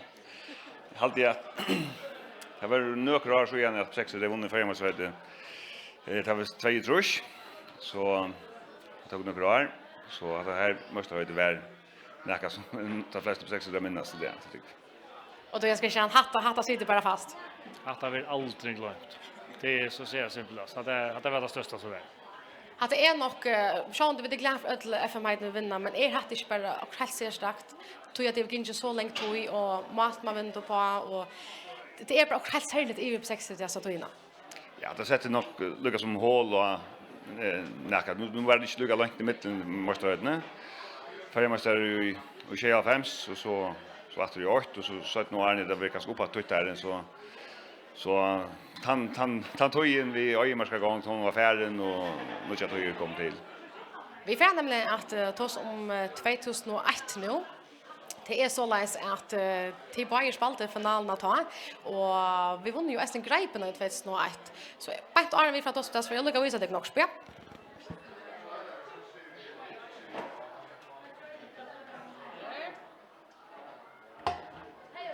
Jan Pedersen. Du har väl lite det här stejp här. Ja, vi är. Hette jag läggmaster. Hever du?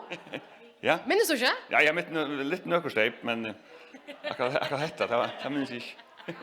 Ska jag hjälpa där? Att det är läggmaster 2001. Alltid är det är. Och vad säger du? Hette lägga verkstäderna. Ja.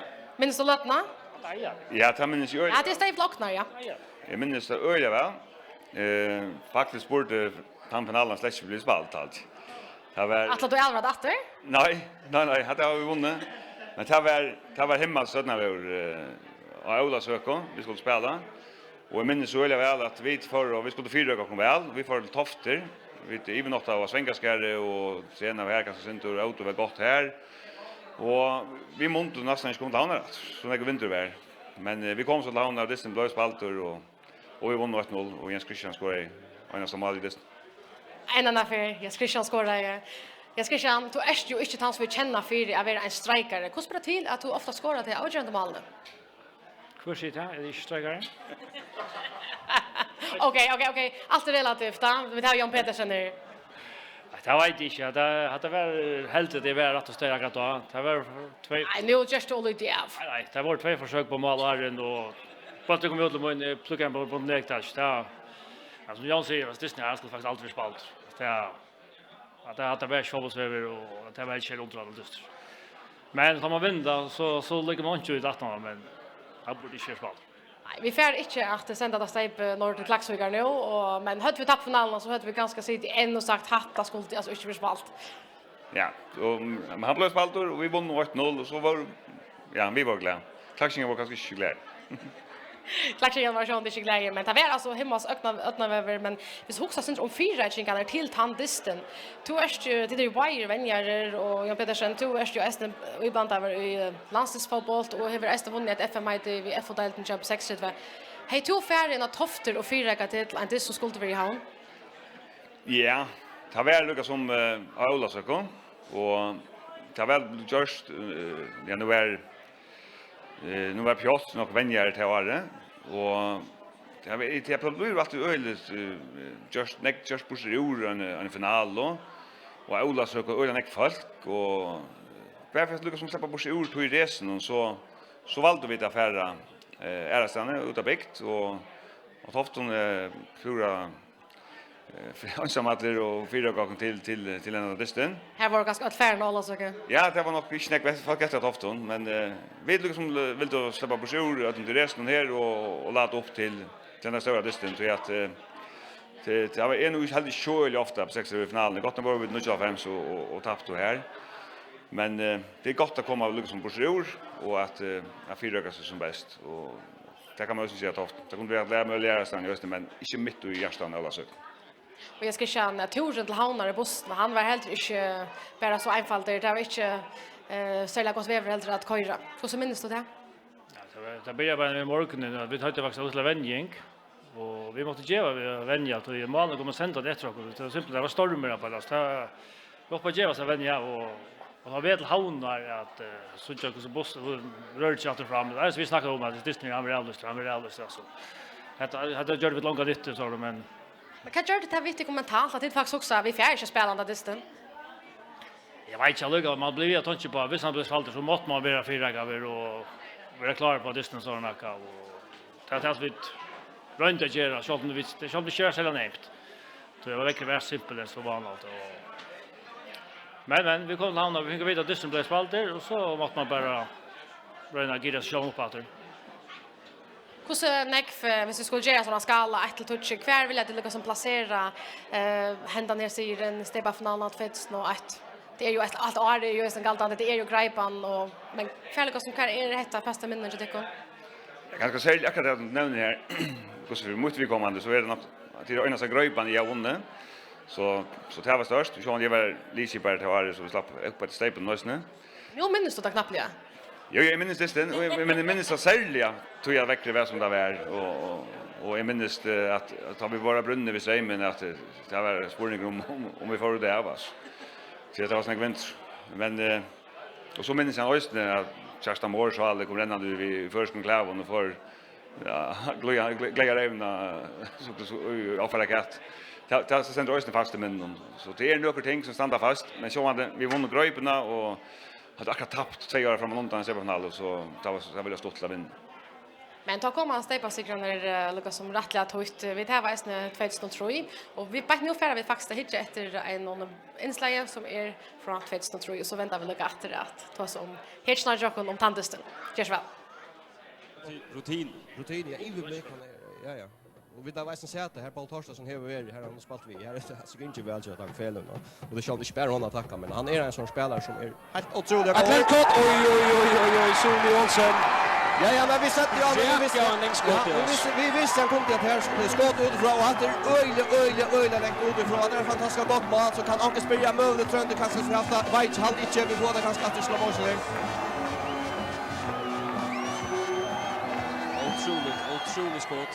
Det snutte Öll Trönta på 36 i Göteborg. Det är läckt utifrån och för nästan jag syns att skottet kommer här. Och han han är Pascal Trönta är verkligen han är smörga till att här. Så jag skjuter först för en vanlig mer för första spelare vill det tidigt tampa där bort ena för så skott. Jens Christian Hansen. Ja, var det. 36 i Hjalmar. Jens Christian Hansen. En affär vi hört någon. Ja, men det får inte ligger av pannan att Jens Christian Hansen. Han står i botten bara ner i gör det där. Jag ser Eisen heter mål det är flott mål. Det är på bort då han lägger där bäst. Ja, vi känner bara för lastet över på 6 linjen att hacka då Jakob han lägger där otroligt väl den fina. Och jag kan så se heter första för Barstad inte finns sett pannan så jag det kommer här. Det kan fina. Jag ska säga att det är perfekt ner ju. Och här måste så att bollen ligger framför Barstad. Barstad klarar inte arbeta i bollen som en fyra och Barstad prövar att komma in med en annan grej är tatt vi att det kommer. Jon Pedersen här är det. 2-1 Det var just Jon Pedersen. Perfekt bottenspart för Jakob Borg. Ja. Så vi då snackat om Menkan här nu. Det jag Peter ganska inte så öle går ut. Passar man så öle glädje upp på plats och kan det säkra. Men vi sa det att Jon Petersen till spelare du går gott att gänga du kanske inte så ut som att det är han sparkar. Harsten för Jon Petersen bär upp från inte står och troblagar. Illa täcka upp och upp från Gisa Sjönda med fattas med för att förvånad där man inte täcker en av andra billiga spelare nu för ju bättre uppe tillfället där. Ja, han sätter fast på en sån. Men kan ta ner väl Eisen som rätt förstås. Jakob Borg möjligen att slatcha ljus i ändaliga. Att för G och Taravias fältje.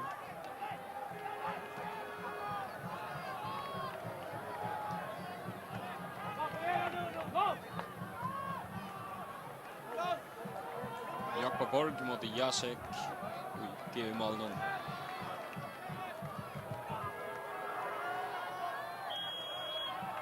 Här kommer dan.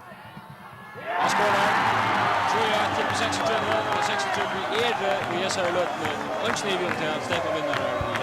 Ja, det är så straffet till öliga väl skottet så att man är för rätta vägen så som inte krafta och botten så mycket uttalet att Malman är han har många mål och kassamästaren han själva första 500 000 kan ta just nu. Glädje på 60 Vials. Glädje på 60 Vials folk. Vi kör så straff att brottsbarsten. Nu när lägger det för.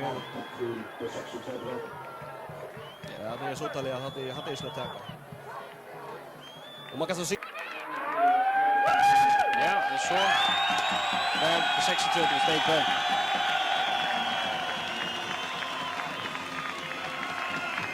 Så sprayar champagnen. We are the champions. Allt det som hör till.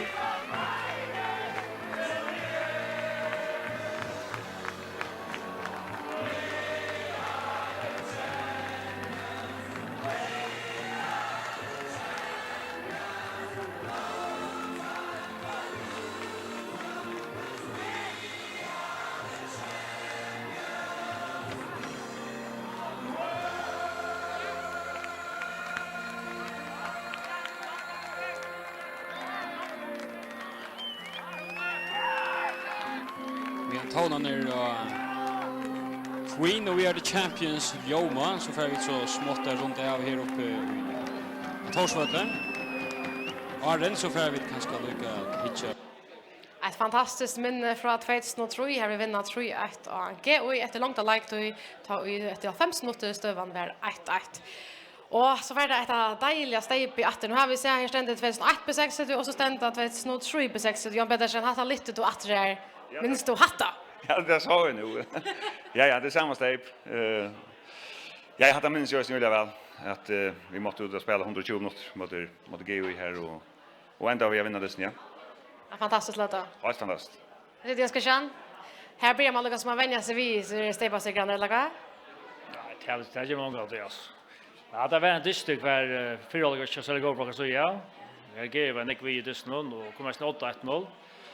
Men kvar vi det satt noll totalt giver och Jauna och så får ta en man utvisande för mål från och det är bara ännu närmare Jockon och Charles det blev för långt spel och sånt. Så Atlanta så var det förtjänt att vi vunnit det. Ja, och i 115 minuter tar skorat och Jan Pedersen efter hotmasspark från Mackaren Chadar Jakob Borg. Här som målen har vi sett också ofta. Är det här då var själva störskor? Nej, det var inte. Jag fick några mål vi hade nu ja, men jag hade inte att ta hade Jens Christian att han som att han störskar i luftspelen men jag fick några mål vi hade nu. Det är ganska att då var renna till och vita kanske bollen för att komma. Hvis man skal upp och sätta av och emot och en motspelare är vi under kroppen där ta en Christian öliga. Han är också just out. Ja, och pressa och rösten. Men lyckas släppa fram att vi hade någon och snitta. Det släpper till vi först. Tror jag att GOI och att det är ju 18 och några 18 att GOI lyckas som sitter ju 15 och vunnit flera FM-hejter. Hur ska jag spela mot GOI? Och då sa vi till Johanni om hur stövar med med en HP och på 60 vid 1991. Kvar flåta på 60 vid GOI jag satt innan? Hej spalt vid GOI själv och jag tror jag är stått fram undan det här så det har varit så speciellt för mig att spela mot dem och ju tas smakar ju väl att vinna. Så man inte släpper jubla lugan extra men det var nog stolt för mig. Så är det den unge Jakob Borg här som släpper att skora det första målet 3-1 och han skorar så inte nu så nu fans på Brottspark och jag Pedersen då säger lika men vi var ute att I lovar ju att skjuta hatta till sidan han var hemma. Passar det? Ja, det passar kanske inte helt men kanske är i Brenton 2 år och den här snällsten på mig minns men det må man aldrig och Jakob är en av dem som han är alltid lätt en sån chans för att bo i skott man är bränt 5 år så han vill klara det satt så och han var straff för 70 år sedan så gör så nej han slapp jag så det är alltid är väl inte bara så jag bestämmer så läs. Jag vill tacka dig kom för att du kom här men Jan Lugat ända jag ska känna ner för sportningen om 3 meter hej 2 klara att skåta mot en hoppe Malveria ur 3 meter och rakt i mål. Det är alltid nu kommer så långt att. Och det var en stund i år jag ska känna jag bättre än att göra här att. Ja, det var ganska så lätt att. Tusen tack för det Bayer och vi ska det kunna en ordentlig gåantist och ja. Hon det kommer fram vi tälja ner det 1 timme och 6 minuter till Disturbian så hon det kom. Tack så mycket. Tack så mycket. Och från Taimon legenden och Jakob så färdar vi till ett Island. Det är nämligen från 2006 tar vi ett Eistingerast Steipa vinnare. Och att man så är det och Hedjan som är ett väldigt bara ta klämmet matrass som man vet jag ner uppe 60 vars på någon. Så njöt först till så lötna från 2006. Hetta är resten en minnelig finale. Och ett brottspark i part och avgören fattade inte för en 6 minuter bör efter av Disney.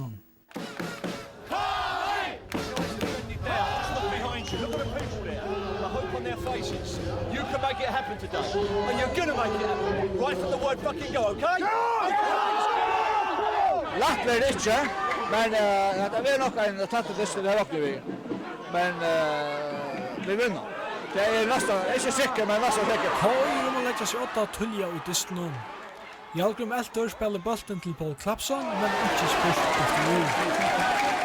Så ser jeg, takk ekstra på jeg, så er det høyre alle.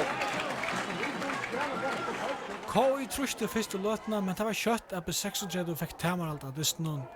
Santos røyner seg, men Meinar Johansen har lurt han av. Santos spalte i høyre bakke og fer etter fer årekva han KI verina. Her snøyder han heina letsjene, Hannes Torlafsson er frujor, og Meinar Johansen viser en fer at doer uinon. Venjeren til B36 og Sigfrid Clemensen er ikke helt nøgtur. Han giver Silla nokre gaura, og samme Silla får en avgjent løyklot 17 i dysten. Her er han nær vi at letja havnafella i framom. Hva ser du nøgt igjen i halvøyden? Jeg vet ikke, det blir jeg hamt der halv. Jeg så 6-3 i øtlom. Jeg vet ikke, hva er slipper ikke spela. Hva skulle du gjøre? Jeg vet ikke, vi skårer mal, så vinner vår. Men hvis det 6-3 mal nå, så vinner det ikke. Pointaren halvøy færbe 36 var en kilta målega. Atle Danielsen 80 finner hentan bulten, men i stedet slipper Silla leiser, og inni i brottstøynen fer han koll, og dømaren Dagfinn Olsen dømer brottsparsk.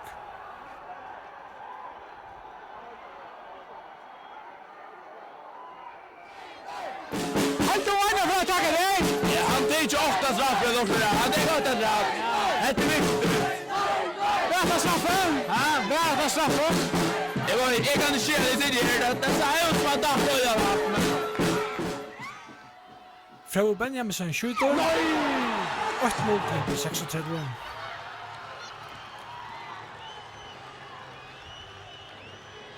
Point som 17 halvdager byrjar dømme Dagfinn at det brottsparsk hese fer til KI. Torsfart er å si om bolten kommer hånden av Santos, men i ødelen forhånd har dømeren mett at det var brottsparsk. Atle Danielsen fra Javn var til dysten 8-8.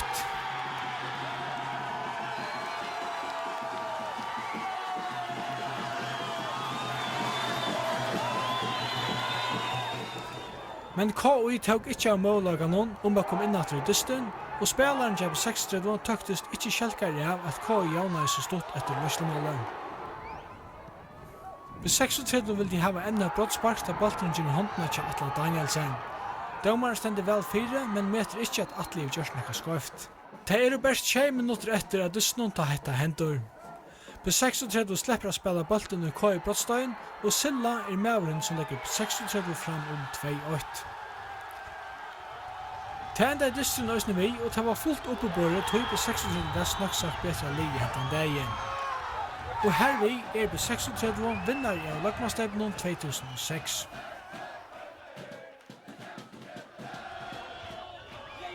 Ferma gjør det!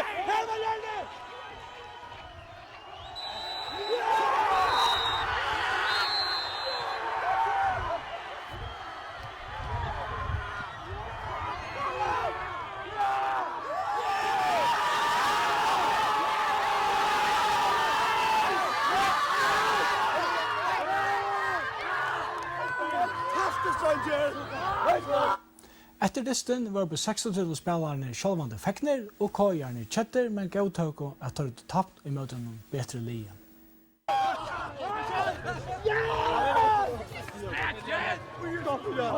Så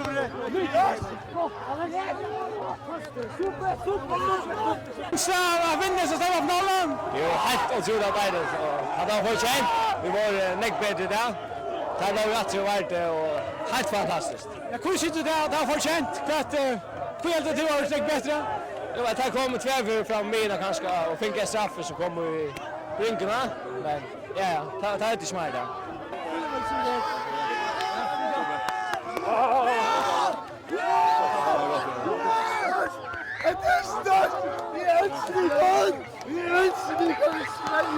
Ja, fantastiskt härligt. Jag hade spelat ju väl där. Jag hade ju också på råd att spela väl, men jag hade fullt förtjänt vunnit. Vad gjort det att det var att ta bättre än hinner? Man uppsätter det, så vi vill vinna. Allt man sa då, så när man lyssnar, vi vill vinna en listan här. Då har målet vinna lösa Saxba kontra. Ja, det är bara förtjänt.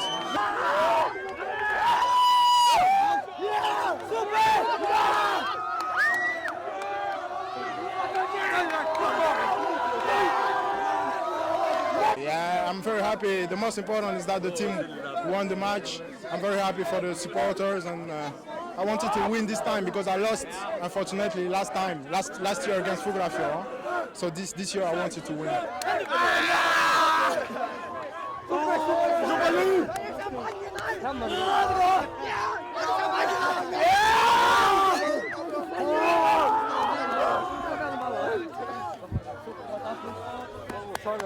Hur känns det att stanna vid silvermedaljen i Holsen där i Stefan-finalen? Det är inte stolt där som att stanna vid guldmedaljen. Det är som man har tappat en final och det här på steg. Det är inte stolt. Nu ser jag på 60 att ta upp och jag undrar det nästan samtidigt då. Ja, det är så har egentligen att ta skåra mot väntan där men så tar det bättre livet det är alltid ja.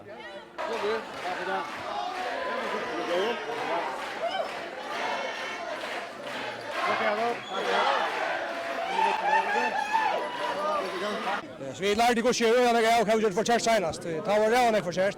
Ja, det. Jag var rullande. Jag kan få en 5 mål kassan jobb då så. Men jag alltid att taktiken löses det samma som vi har gjort i allt år.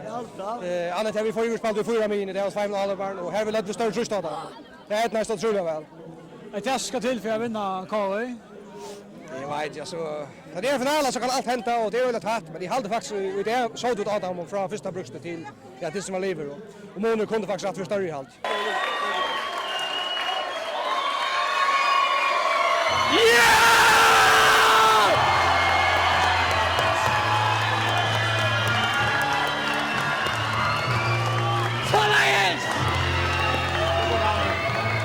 Ja, till och till B36. Ja, det var alltså Lökmanstejpet 2006 och hade eisen det senaste Lökmanstejpet vi har vunnit Lökmanstejpet finalen som vi har vunnit. Så vannande för det att gänga en slags och det som det gör det ta. Lishi Barnta, han namn framme med Clement Matras så välkommen till 60 Varspe Clement. Tack för det. Och nu har vi ett sådant stejp beståndande här som några stejp till Ocknar från vi har vunnit här 2008 och tror jag minst några till stejp här. Ja, det är en god vinner som vi fick hem till var ja, när fick vi det hem i Troja och mot Åknara. Eller vad? Ja, jag haltar. Men vi hittar när det ändar. Vi sitter här, vi står 4 hopp, 5. Nej, det är det samma stejper för att vi som 6 som du lyfter då. Men det är att du också inte om man lyfter det stejpet. Du också mer om att du lyckas ska ge på 60 bommersna kossaren. Det är ganska det som är Det är säkert ja. Stejper det kommer färra och det mescher till ja. Har det varit ändå. Ja. Klar, men du är inte en kvar för på 60 fjäppar där du har ändå av hejslimmer i fjäpparfällan och för att här på 60 att det ser för det. Det är Nick vad säger öliga Nick alltså jag är uppvuxen i spelan och började som ung att spela och jag vet inte jag älskar det är ju Nick och jag alltid jag går så runt det ju allt. Det är alltid jag som du är klar men du spelar så ästen vi i finalen i 2008 som är i mot Epistreme som vi tappar och det är faktiskt det. Så jag tar spalt vi sånka final i åter och nu heter så stilla Ragnar kommer vi se för bilds eller vad? Nej, det nu är det gjort ja. Så det ska alltså så sitta utanför Vattlen som askar och hur ser det här? Ja, det är gott alltid. Jag hade nog så roligt alltså. Jag hade det här dåliga gott li och som vi kunde stå på. Det är allt.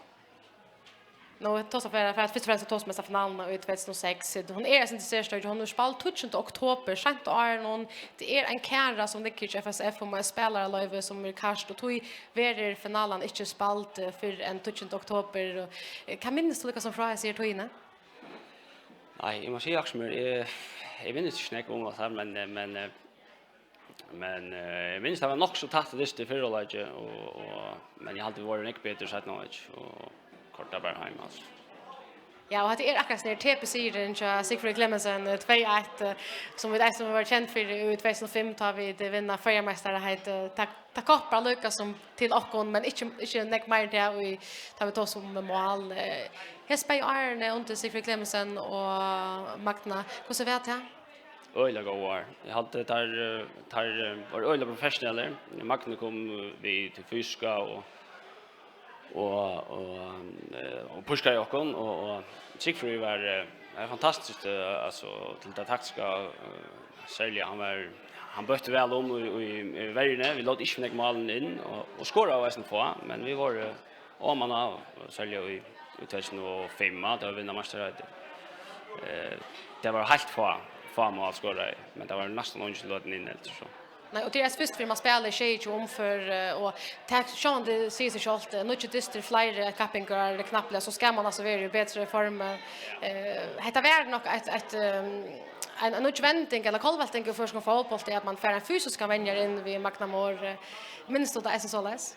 Ja, alltså det var nytt för Jokon alltså vi helt dock vi gång form och allt det där här men Magnum kom med någon helt särskilt och vi tog väl mot och hade var nu hade jag öllfällen köra det går professionellt allt som det. Kvart är det som tog största minne så jag vet att det ringte att sätta ett nummer och hata det bästa och hata det nästa och hata min syster eller vad men fast 3 sekund kvart är det som det bästa minne du har från på 63. Hatta var gott nog en ringspårning. För sån det som minns bäst det är det som sent senast så det vinner i första mästerskapet så jag hade för sig det. Det var äckla del mästerskapet. Ja, helt säkert.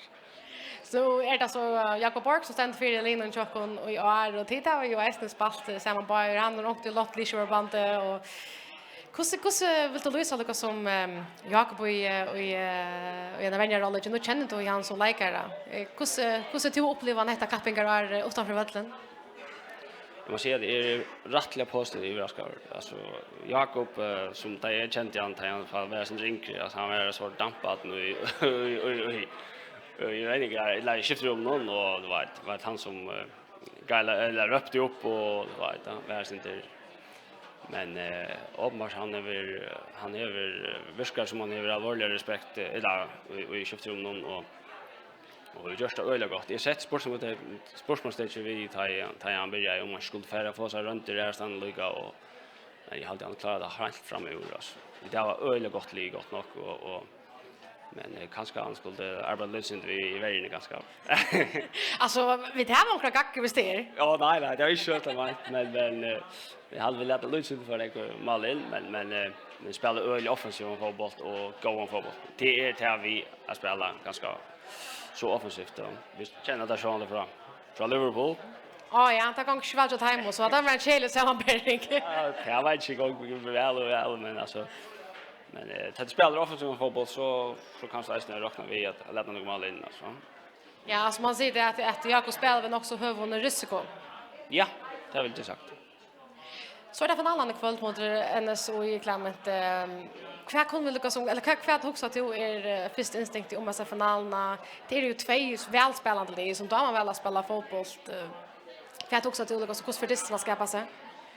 Ja, alltså det ser att vi är välspelande lag alltså senast var det på en ta helt inte spalt så eller väl alltså det spalt något helt annat än att ha då alltså det låter sig eller lite efter av vallen och för inte lika mot sex det tycker vi på. Så jag hoppas att det kommer någon igen av vallen och det blir i båda ändar inte en missfärslas. Det vill jag hoppas. Jag vant en spännande historia i sjö att den så gärna färre att komma sin fram till här och nu. Vävren till finalen det han vi det här något som tos som man också ofta men vi kunde inte släppa undan oss sätten i halvfinalen mot Johape där vi spelar mycket mot rätt för en gång pasta tills någon värsta till andesten. Ja, jag la faktiskt streama igen och jag kom rännande ta rustlöt ja. Och jag fick så att de valde råd vi och det var alltså färda dem. Ja, det satt den faktiskt då. Och nej, det var helt annan standard det var några sur rabier så för det att men en öliga god känsla. Flott mål och en helt annan standard god fotbollsspelare. Också då att akkurat så lötna så hej det störst näck och man lycka hej att lägga någon och dorma sig och lycka slappa in i skiftrummet. Nej, man ser också med taj gavs så kvätt gör det av störsten alltså det jag vet inte ordentligt sjån det till man det kryper långt ja vi att men nej alltså det var så mycket trött av fotboll det att akkurat ha att det var rätt jag inte ta fel. Kan inte det släppa lucka tippa Disney kväll. Det känns inte löft att säga att det är så i vinner. Det är liksom som tar på här och jag vet att det är för väl att tippa men ja, hur snackar vi nu vid? Jag har sagt 2-1 men jag vill gärna ha det. Jag aldrig för säga tror jag att till 6-7. Ska vi säga det att vi får ett brottsspark eller vad? Nej, lätt. Till tror jag att det blir också vanligt jag kunde nästan tror jag. Ja, nej, jag vill gärna ha malen vi går flotande spelen och så vidare. Det är allt igen. Ur 16 meter, 2 meter, 3 meter, kan jag vet. Ja, så rollen gott det ska vi gå och det vet jag när shotten så. Så det är välkommen till. Alla gästerna som är här i det har finns samma spårning och det är vi diskar lucka här så sätter ni halvfinalen mot Happe. Så du får samma spårning Clement. Hej du skora mot en Happe målvärja ur 3 meter. Ja, förstår inte. Alltså jag lastar roll att göra det så det är utan att vara klar. Det är så är gå längst skott med Clement vi känner det för. Ja, det är inte för på det är säkert. Clement är för det är en ordentlig gång där vi och vi får lycka tror att det är 2006 så dejlig finalen 12 oktober mot KU i fast installat men jag får tacka dig för att du kom på 60 varspe och tack för det att lite man kan sikra när du ger okon och alla tojerna som lyser på resten och en ordentlig gång till. Ja, tack så nice. Så för vet alltså ett lite bra att rätt för så här finalen i 2006. Sen tror hon ska vara vi.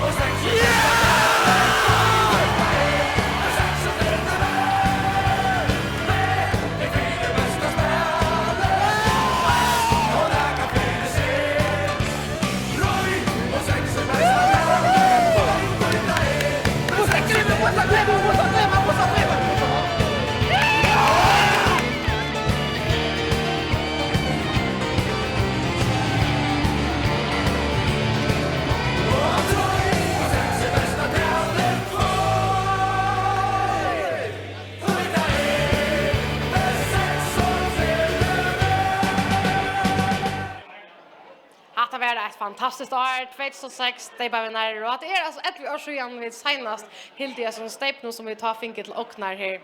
Men det är inte bara på 60 och det vi har Lucas som finns en utland gest här. Christiana, Yes. Eller, nu säger du ganska onäck. Är du på 60 va? Nej, happy. Och då tar du stanna här där? Ja, det var lockam till det, så jag fyller vi. Men det också, nu heter finns ju sort väkorstryck kvitt upp i Harreslör. Är det rätt att som tog ett utkast till på 60 dagen där? Ja, låt oss kalla det här vi säger. Kristiana, vars tog till distan då vi spalte 0-11? Eller du hörst om krönikerna ända för varta 0-60 var 11 happigare? Ja, jag har säkert hört det, men som ting så låter man lite och tänka till mycket som man vill höra. Ha? Jag säger att som ting låter man lite, kanske till 11 och till mycket som man vill höra. Okej, ja, och det är så en filosofi, men alltså hur gånger så ett köpa? Jag har alltid gånger stralant. Är det så att andra kvarmalliga som lägger i villager? Ja, det är einfalt kvar man är det. Jag happy så står jag time och så låter vi på 60 lite. Vi låter på 60 lite, okej. Men här inne är alltså vi på 60 varor och det är så kvällt att vi får spela final mot NSO. I kvar helt och vi? Jag ska vara ärlig. Så tror jag att jag är havnafolk och bygg vid Höjburg. Och skaps på 60 varor? Så halte jag faktiskt vid på 60 vet och jag vill ståla havna och Torshavn om ranen. Så jag halte vid på 60 ikväll. Sådan. Hur snack vinner vi? Allra helst 3-0. Jag får backa glädje. Jag hoppas du har rätt. Men det är alltså så att du ska alltid giftas helt kött. Det är alltså ett polterabent och hever du då stått lite? Jag har da mega skegg og jeg slett ikke forventet det den. Så det er ikke for den 14. oktober vi skulle giftas. Så er tidsen av bålet. Det er en god dag. Hette er en fantastisk dag. Og om det er 60 dager, eller happy dager, eller havna dager, let's be it. Du får säga ja likaväl. Allra helst. Jag säger ja. Sanna, tack för det. Och måste jag ordla gå en dag och göra och ta någon polterappen. Tack för det. Vi färra att det tror på i ett inslag som vi gjorde till Årsvästarna 2016. Ja, pappa Kristiana. Till Årsvästarna 2015. Det är vi har tagit allt li att han hopp lilla vänner och det hela nean en tur och i sörsta deutsche att synja en sang som vi halta i ordla stottir och tycker lugga så här hur så väl ta jekta dem. Och god är harst att spela fotboll. Tar man ser så gott ut som med. Kvann där är hitje och i spekler. Är så inte bättre ut kvann där. De som känner mig, de älskar mig. Jag må vara en Nordansbjörn. Och god till harst att spela fotboll. Tar man ser så gott ut som ett kom och följt dig svimma. Där är det ju någon. De drömmar fräkar drömmar. Att vi slickar hand i hand. Men alla där nu är skuffe. Och jag är det puraste cool. För vet om er en av hinom. Och jag inte lägger i kon och född. Bam, bam. Och god till harten alla fotboll. Alla ser så gott ut som mer. Men det är inte i spekler. Det är så inte vet hur ut från det. Jag känner med dig älskar mig. Jag var med en Nordansbjörn. Och god till harten alla fotboll. Alla ser så gott ut som mer. Nu kunno ditt kanska halta att det är så synd i mer. Men höttu till bära vita för bästa vinen min är. Aldrig säger mer mot det stora spektret jag mer. Under loppen om jag hungar i sången är jag mer. Och god till harkarna fotboll. Alla ser så gott ut som mig.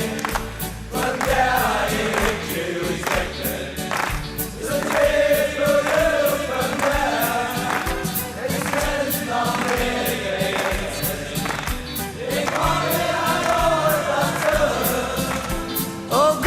till allt ska spela fotboll. Thomas är så gott ut som mig. Thomas är så gott ut som mig.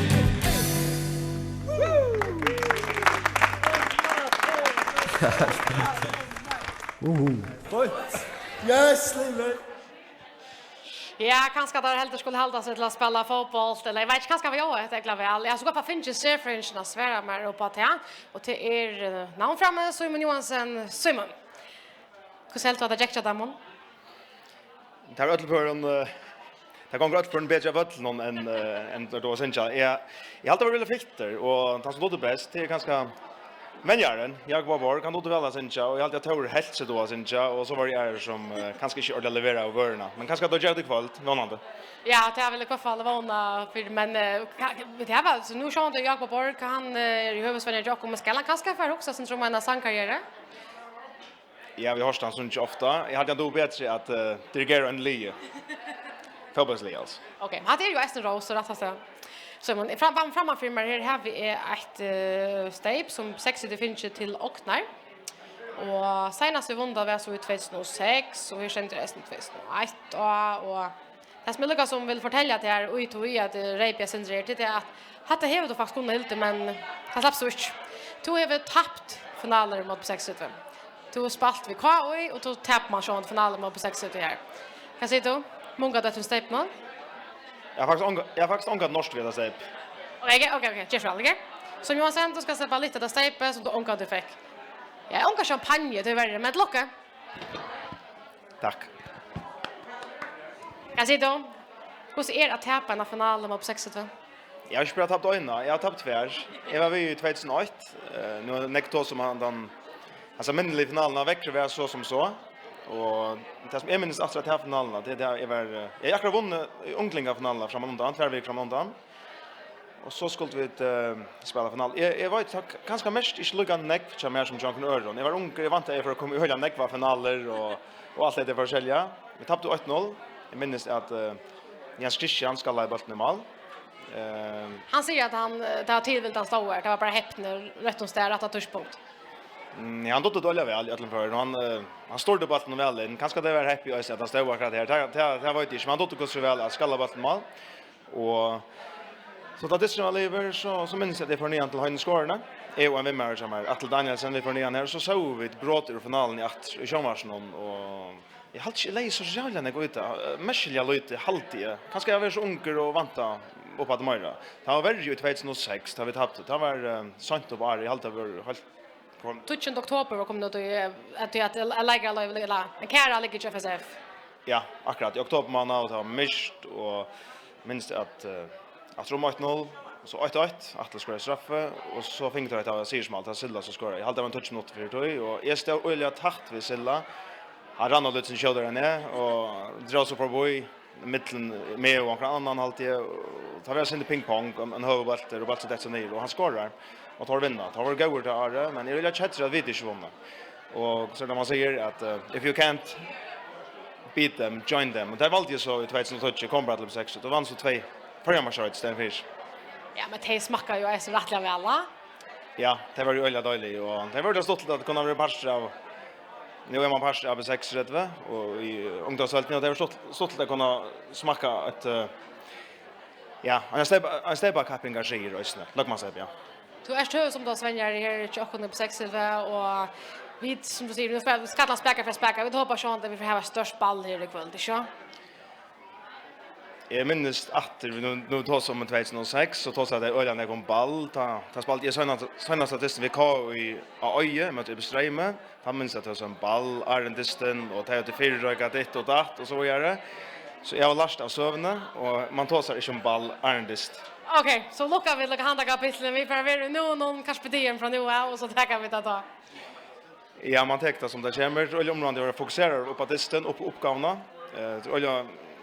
Uppgaven till en vänjare att det få spelaren att fokusera på att det som de skulle göra. Röja sina uppgifter av vattnen, spela då varje nät, lamin eller alla nät och lugga mycket du är så ska det vara optimalt för rökar. Det snurrar om hela minuterna som du är on och man kan ändra så nästa man vill att han det ger ju faktiskt parstvis en alltså från 2008 och 2006. Jag fick bara tvär sig av finaler. Så det är öliga tutningar mycket och så fler spelaren är det ganska einaste för och sista för då är i en final så det kräver om att vara klarare så allt det som är det varsla att han har så tallet man lite. Men nu känner du ju Eisen väl Jakob Borg. Han tittar vi ju spalt samman i B6 vi vann FM det här i B6 hur vill du Lucas Moloisa han som likare och Lucas som Kotosast han nu som vänjare. Ja, jag har spalt nästa samman med Jakob Borg. Jag var sen arbete ute i bilrökt samman med Jakob. Han är en fantastisk förare, öligt drive, bäj innanför fotbollen och i arbetsplatsen och som en vänmöver och det är alltid fotroj och jag alltid att jag bara gott att bara Jakob. Jag alltid han är han är firmen här som han är och han ströjer till det sista och nu en dag så fick jag en uppringning och ta ranger till mig och lugga som grämja syndrom om faktiskt ett li i ungdomsstälten om kanske att jag kunde göra så istället för så och ta mest bara att han är engagerad här som han är. Det snurrar inte bara om FLI för hans vägkommande men om allt felaj att det ska gänga väl i Ötland så ja. Att det är ganska det att man häver en huvudvänja som är uppallt i fällan och han häver ju i alla fall hjärtat på blås i sig att är inte har haft här men han är ju uppallt och häver något som är vi i söven och vunnit 4-6 det är nog ganska starkt. Ja, det är ganska starkt. Ja, man lägger väl mest till det och han är en man kan nästan säga att fast inventar man känner Jakob och det vill väl just näck på ur Jakob som person. Det är så att bannar är runt om vattnen av honom och så vidare. Han är en firment för näckvar unga lagare och man kan inte sätta fingrarna så där vinnare välja och är häckne som vänjare. Att jag tänker början hon var ganska inte gå och han är näckvan motvänt men han är ju Lucas som Barse på sjurtoj och kommer 6 ligger öliga väl fyra i landskapet och nu är det finalen i Stepa-cupen som tar inte har varit näckvar så det är flott. Nu är det ofta brukt det som serfringer att ta oss om fotboll och du har resten högsta vänner uppe kring och är som då svenjar här till några som du brukar lägga toje på. Vi vill liksom backa åter till halvfinalen mot HAP och du ska liksom tror vi tyckte vänner hött kvärt vi skulle ta ett evig analys kan det dyst. Vad är det som hände då? Att vi vinna 0-11. Ja, det var helt otroligt. Det var ja, jag vet inte hur man nämner så här, 8000, alltså, det är, du spelar 0-11, du pressar i botten och så fast och ja, man tar sig om det att man Roald för andra bollen och smäcker en mål. Jag sa att han målade på inte annat att du tar sig vid Roald och vurst lugga som att det var helt fantastiskt och i allt det är så fascinerande vid fotboll att man kan tippa, man kan spela serfringer, man kan se ett och annat och hatta liv för att vinna det och allt det där men så hände bara att ett land oantal. Det är det som gör det fantastiskt vid fotboll. Det är självt att du är spelar mycket mot rätt så först och fram till upprakt och vi har sett att flera för skönas i åren vi förska landsleden som spelar mot Storen Chowen och för öliga gåsligt. Det är fascinerande. Jag alltid det är en av huvudgrunden för att så öliga när folk dama fotboll. Men att han hade så väl nekta oss om att det här äger simpelthen inte hända. Att det äger inte kunna bli till. Hur ser man så snarare i fotboll det? Ja, hur ser man så i fotboll? Det är att man huxar ofta lågast, nutje, mot 11, större vattler, spela lunch, ivet och allt det där. Och det är allt som talar för att ha på 80 att vinna den distan. Men så har du några fantastiska lagare som är uppalder i B6, vet vi. Som Roald Jakobsen som färd bollen. Han kan allt vid en boll. Han kan smäcka den bollen in. Man säger det att det är frispark från 20-25 meter till lugga så farligt som ett brottspark i hans värld. Han smäcker bollen in till han görs för ett värld och till flöjre vid honom. Och man sa just nu hur väl tar kämpa och som en ant. Allt lyckas som att man tar disten att det verkligen inte framma. Tar vuxte faktiskt det omöjliga och det är alltid rullar fascinerande. Det var ett point of no return för 6 vi alltså ta vänteskångten och så igen då heter faktiskt inte och ölla väl. Ja, onkel nämnde att 5 ser under Klaxvik det är som väntegångten men det kan diskuteras. Ja okej, vi får inte tro i det men nu spalt du vi kvar ut alltså. Det var ju lika stolt. Men så man kan vi vänta på finalen ikväll. Det är två lag som spelar går fotboll och två här själv vill ut oss om finalen eller om landskapsgardisten som var sista vecka här de mätte Jauna Dys men han får fetta till på 6 det gör det nästan 2-0. Kan vi se om Disney kväll? Jag har alltid B6 är gröj favorit. Jag får ösna ver. Grejer favoriter. Ja, jag menar vi är det gröj favorit. Hvis man sätter procenta så alltid jag säger 70-30. Här alloj. Nu var Disney i Gundadal också. Hade vunnit 2-0, har också Shelter och har valt NSU att spela via någon europeisk upplägg som man säger. Tar varit över 5 månader, hade trott köra med så att det två alla bara tar låg öle djupt, låg öle kompakt och för sexet kommer till några farliga stöver eller kommer till några stöver som kanske ta inte körs ordentligt farliga. NSU valde att spela kontra, men mål som på sexet effekt det var som räcker missa bollen, det boxar bollen i mål. Jag vant inte att NSU för att spela på samma mat ut det. Vi står lägga på så kanske gör det bättre plats på 6 att kontra och som läs hinvind till att hvis 8 är frisker och vi vet han för en spröjt i det alltid man får pröva det är så är vi kostar hårt. Okej, nu vet så okej, nu vet så inte mer än vet 8 för vana spröjt i det. Han vill lappa samman. Det är så det du redan säger. Jag vill köra sjukhus nu det. Jag vet ju sjukhus nu det. Du är ju vet ändå jag så är snarare att öppna fäkansprojekt öppna journalen eller något som slackna fäck logga eller vad? Kunde du slugga jag som ger det att inte bättre det så inte fäckas så sprojtna.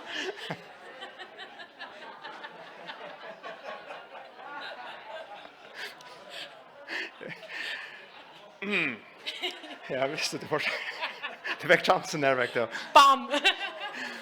Nej, nu har vi det var inte shot men det är som jag har hört att för att han får spela. Var det inte jag som ringde till dig? Var in i korten och Du kom intranetet. Ja. No.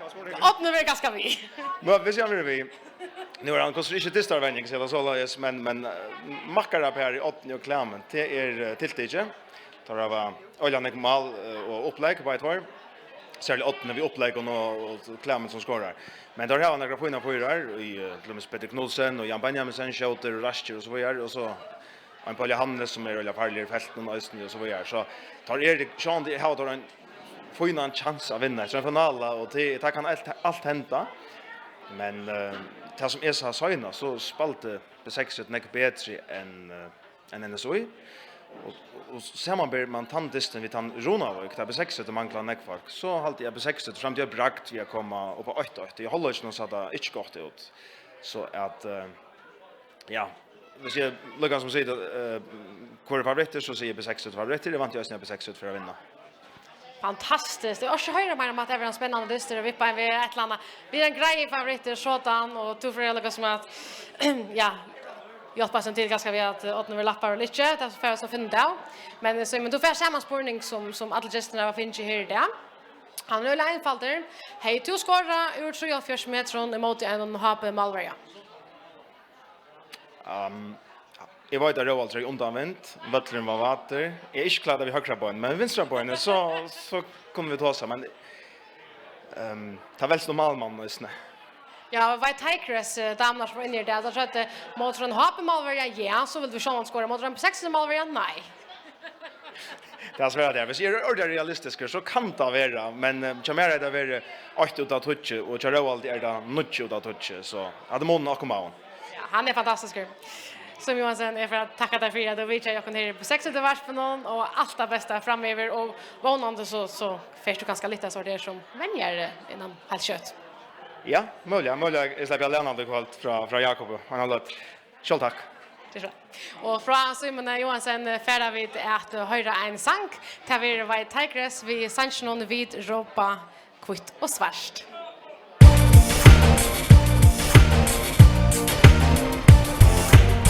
Och bävaren han kommer och vid färdat loj gonda dal till des finna upp en sös vi har upp om bäst ni har lagt verur från loj fotbollsställ tigarden är och karakt och av och vi stolar vi är ropa kvitt och svar Hesem du står denna skär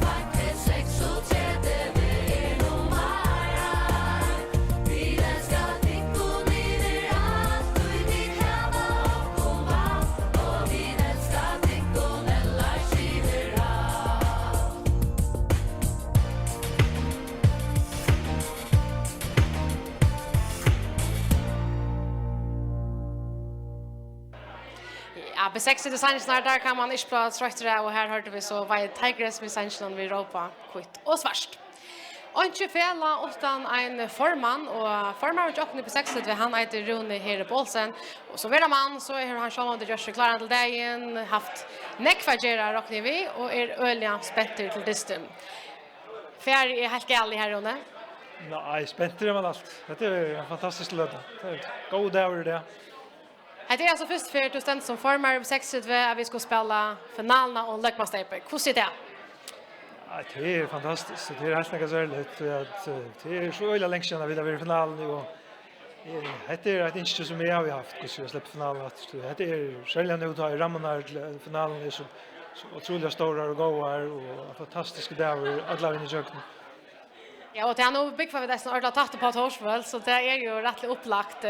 60 det ger på sjorden men det vi börjar vi klockan 3 vi att tilltörsen börjar och vi börjar sända här på 60 vart mot klockan 4 och nu har vi inte själva något ute man kan säga är det löv. Det är fantastiskt löv. Ja, nu är skjutfullt av folk. Först var det ganska nacksnack bad men nu är det vuxna kommer när man här så här är öliga gott löv alldeles. Kvå är väl på 60 att göra sån på sjur. Ja, först och främst gör jag för åkra fjäppar här. Tar jag förtjänt att finna en gång där. Och tror jag det är störst att komma finalen i Lökmasteper. Så det ska helt säkert göra snack på sjur och röjna att skapa en gång stämning så att vi är klart att läggarna skulle välja att göra sitt. Som Johansson säger det, man tåsar inte varslar att han det är bannat det blir ofta är jinxa det hela. Så jag tror nästan inte spela det men är vi klara att vi vinner?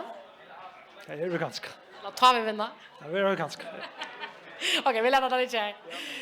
Brune, det här är Steipe som vi har vunnit upp till Oxnar. Jan Petersen är helt ute i några affärerna. Och jag har sett att nya Steipe som är det kväll rätt nytt Steipe vi ska spela om och det är nog riktigt äckla väl och hitlarna. Helt säkert. Och vi får helt säkert att få första första brev att nya Steipe. Det är vi och det ska det vara. Ja. Kan vänta då det någon kväll? Nej, som jag har sagt för det och Granner så vant jag en otroligt spännande dist. Det är två fantastiska goalies som spelar gånga fotboll, alldeles fotboll. Och lugga mig kvar vi och Boundley så vill den dist vi identitet och nekomal. Helt säkert. Och så först var det samma spårning som Atlina var finns här det just när 60 vars någon. Ter hej du klara att skåta ett mål. Här en hoppen Malver i stå och då skulle skott ur 3,4 meter. Nej. Inte chans. Det är till fire skulle och det bättre att vi akkurat den rätta att vi utölet och Kus hej då så formar att ta lötna att Roald Jakobsson Lucas som tredje och kommer vi en dumt skott så står vi ordla kon slappa av och så är det eventuellt i det någon. Kus hej då att ta lötna sätta halvfinalen mot Japan. Ja, det var en dyster som var upp och ner följdsmässiga med ta att ha skott och formal ta var helt fantastiskt. Alltså, man kan inte beskriva det. Det är att det var störst men och man glömde sig nästan långt då men hvis vi inte vinner det så kan det sko nästan inte så.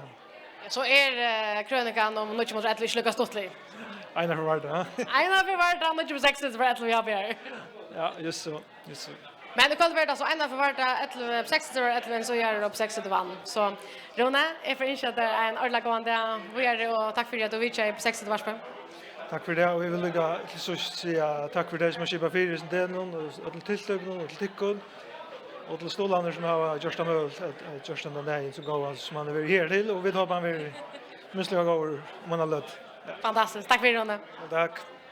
Och från här så färdar vi till en gamla sång Kim Hansen som kallas Svart och kvitt. Och hade ta och Kim Hansen spalte vi Taxi. Syns nu vi.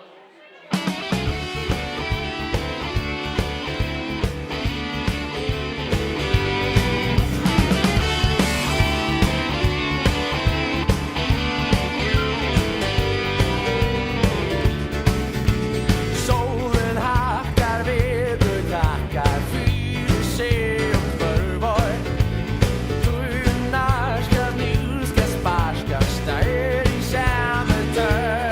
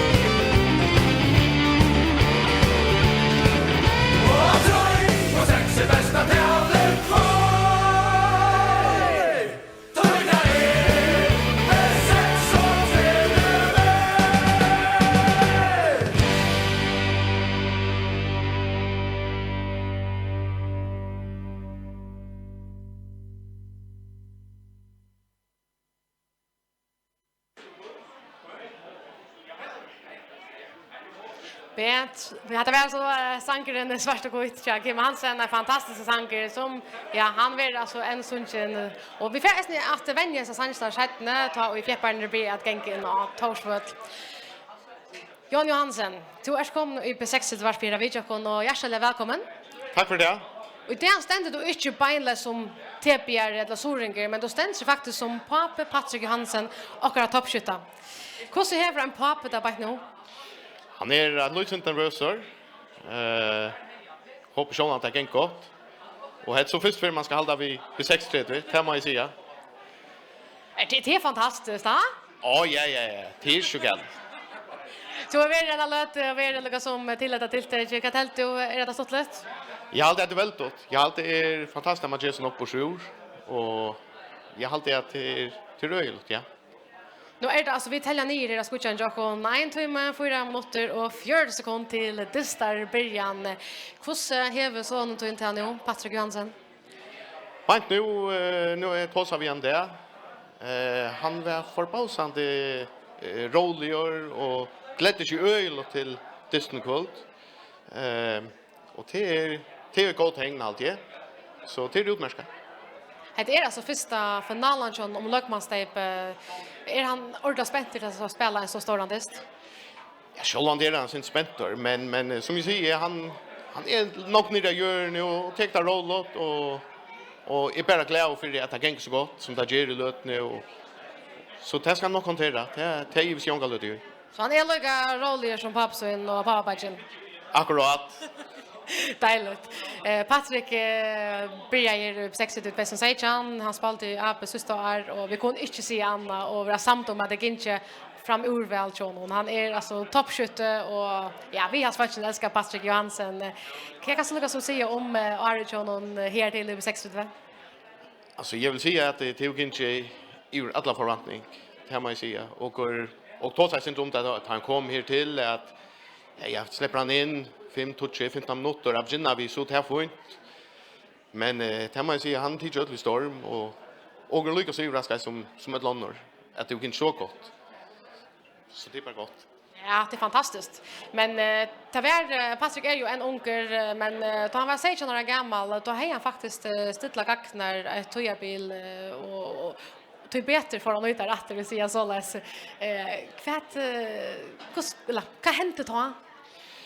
Jag vet inte, han var runkor och var akkurat komna första lilla TP. Och vant han nog att spela mer än han gjorde. Och det var han var svän vi blev sett ut. Och så tar att när kaprar så säger han, nej pappa, nu tog jag mig mer. Nu hade jag ringt att från SOI att nu får jag spela flopp. Och Vad säger pappa då?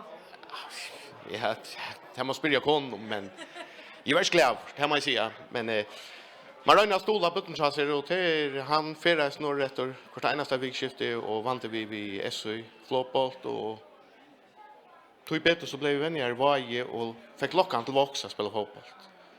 Och så började jag natt. Så det har gått nog. Ja, det var man säga en god vän till honom och vi såg det regla spänt på att jag såg Patrik av att någon ikväll för att lucka som vant att du själv av dessutom det. Alltså jag hade på 60 det är favorit. Tar man också kör i Ottenfelsberg så vi hemma hårt. Och så har jag sett nog kampar i år och har spelat fruktansvärt god fotboll på 60 och alla fotboll särskilt. Och så vant jag själv att förra människor tar som något att göra det. Så jag råkar på 60 dömer. Det gör äckla skilla gott. Ja, du får samma spårning som alla gästen kommer att finna här i det. Det är hej to klar att skott ur 3,5 meter och rakt och i mål ta en hopp mål varje står. Självande, jag kan få utgöra det nu, men nej, jag hade inte. Jag har kamera utanför. Nej, jag hade droppat det. Vi tackar dig nerför. Ja, jag får inte att det är en ordentlig gåandist och vi hoppas att det får gänga och man väl och så det är sånt och Patrik Hansen. Gåandist. Tack för det och somleis. Tack. Och från Jan färdar vi till en sangatrat är sankaren P3 6 som Terry Rasmussen har vi gjort. Sinjui. Svarte kan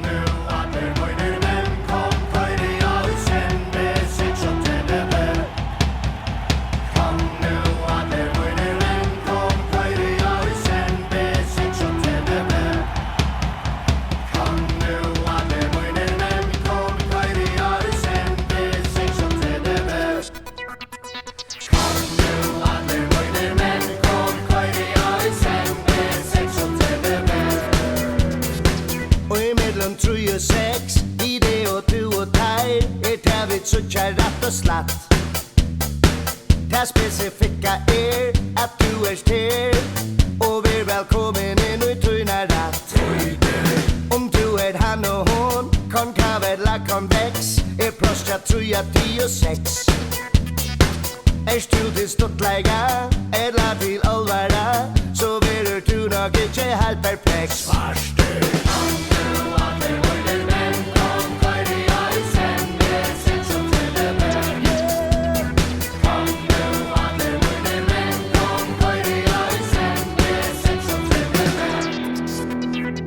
Om du vippare eller gå steppare så du vi 2, 3 till 6.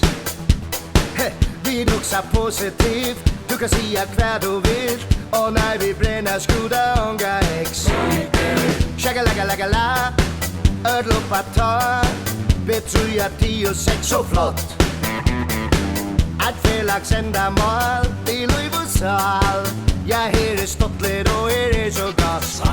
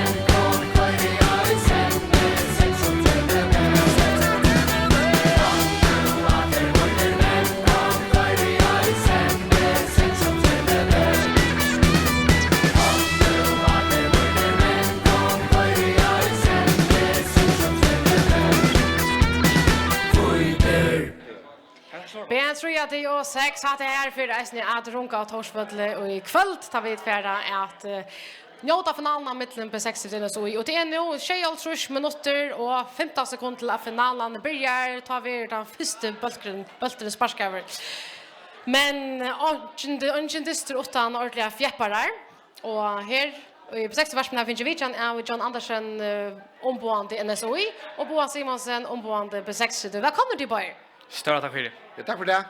Jag också i Arne om jag skulle fastställa med mittlendikon eller om du klarar att stanna till kan säga att det är det okej att stanna så så. Ja, heter Damar Öljetla. Han är öle upp i här just nu. Han är så pickad ut det är så. Jag vet inte hur han sitter så klarar han det. 8-0 Lonko. Vi då ständer stilla sidan. Klarar vi det där? Nej, det var öjeligt det alltså. Jag tror en timme till distrin börjar och det ständer ölen jag var. Men vet du vad? Jag har en hemlighet till kon. Jag finner livsutlinjerna. Bam, yes. Okej, vi får ta telefonen fram här undantag, men det är särskilt NSOI som vi har hukt nog så väl efter. Och så vi kunde switcha här så börjar Simon Ekhansen i mål, Per Langgaard, Jens Johansen, Karl Lötjen, Clement Olsen, Einar Trøndarjek, Paul Johannes Justinsen, Peter Knudsen, Jan Benjaminsen, Betel Hansen och Jan Ellingsgård. Så här är kvarstje bara ett åttende och tar sitta helt inte av bunchen. Vad säger vi? Ja, det är inte gott, men med vår kommer mansteg och vi må bara köra oss. För att jag gör det. Okej, det tackar vi som en ärliga vörre. Och jag vet att var Roe Mal så har vi Andreas, medvärende Ottmar Ferre och Eli, och vi har Alex, och vi har Patrick och Roald och Lukas och Meinard och Hökna och Christian Morsen att ända. Är det okej? Att det nästan det samma lag som vann här 2-0 lätt vill säga 8 man så det ser gott ut. Vi spelar mot Sommerlin som vi vunnit mot. Okej, men vi vet kvart. Det släpper bara stanta här och hucka fjäsa och något som ja, boy ge mig mikrofonen sirarna. Okej, det är så att tid för nu att få en pyttel löte att fortälja mig foi att inte kvart för att vinna men vi måste för att täpa. John, du släpper att vi har match 2 Bojan så jävla i tensar och han orkar gärna släppa fram ät nu. Boja. Fortell mig för att NSOI för att tappa kväll. Det är så förbannat, men det tänker jag löte. Vi blir, ja. Ordla kött, då ska vi eldva. Ja. Då kan vi börja 2011 till 2016 där finns ju ett steg i Gundadal i Ödlaren. Bam, men du spelar Torsvalle. Stadigvæk ett steg i havn. Yes, sådan. John, får vi tappa på 60 kväll? Ja, det är säkert öl trusta på 6 så också om hape så det är det mest spännande li här i havn och till öl trusta på 6 då tar klara då. Vi klarar trusta? Nej, klarar trusta och då vinner NSOI. Vet inte Gundadal men det Torsvalle. Okej, trusta och har vi det trusta och på ja? Absolut inte. Pura att det är walkover. Walkover kan det 0 eller vad? 4-0, men jag tippar tror jag. Men 4-0 blir det säkert. Ja. Vi köper med alla trälpart nu. Ja. Han är så nervös här han så att. Jag hade han köpt ice för tror jag. Det är så inte om. Nej, jag pura rolig. Vi vant vinna det 8-0, kanske 2-1, men jag tippar 8-0 och det är pura rolig vi. Men så det lukar som Kapic utanför Vötterna. Vi har White Tigers mot det. Kan det Ultras, Skolegans? Kan det vet? Ska det dit? Goligans, det Goligans. Ja, det var fräckt. Skolegans. Alltså vi vet väl att White Tigers är en eget bättre score. Faktiskt var det Goligans som var det första ordentliga fjäpparafälla i förrjun som började ta in för när 2000 här alloj och alltså så jag inte så är det att komma morgon vi och sen tid fitt och pingviner upp 6-3. Men kvar det är så gärna.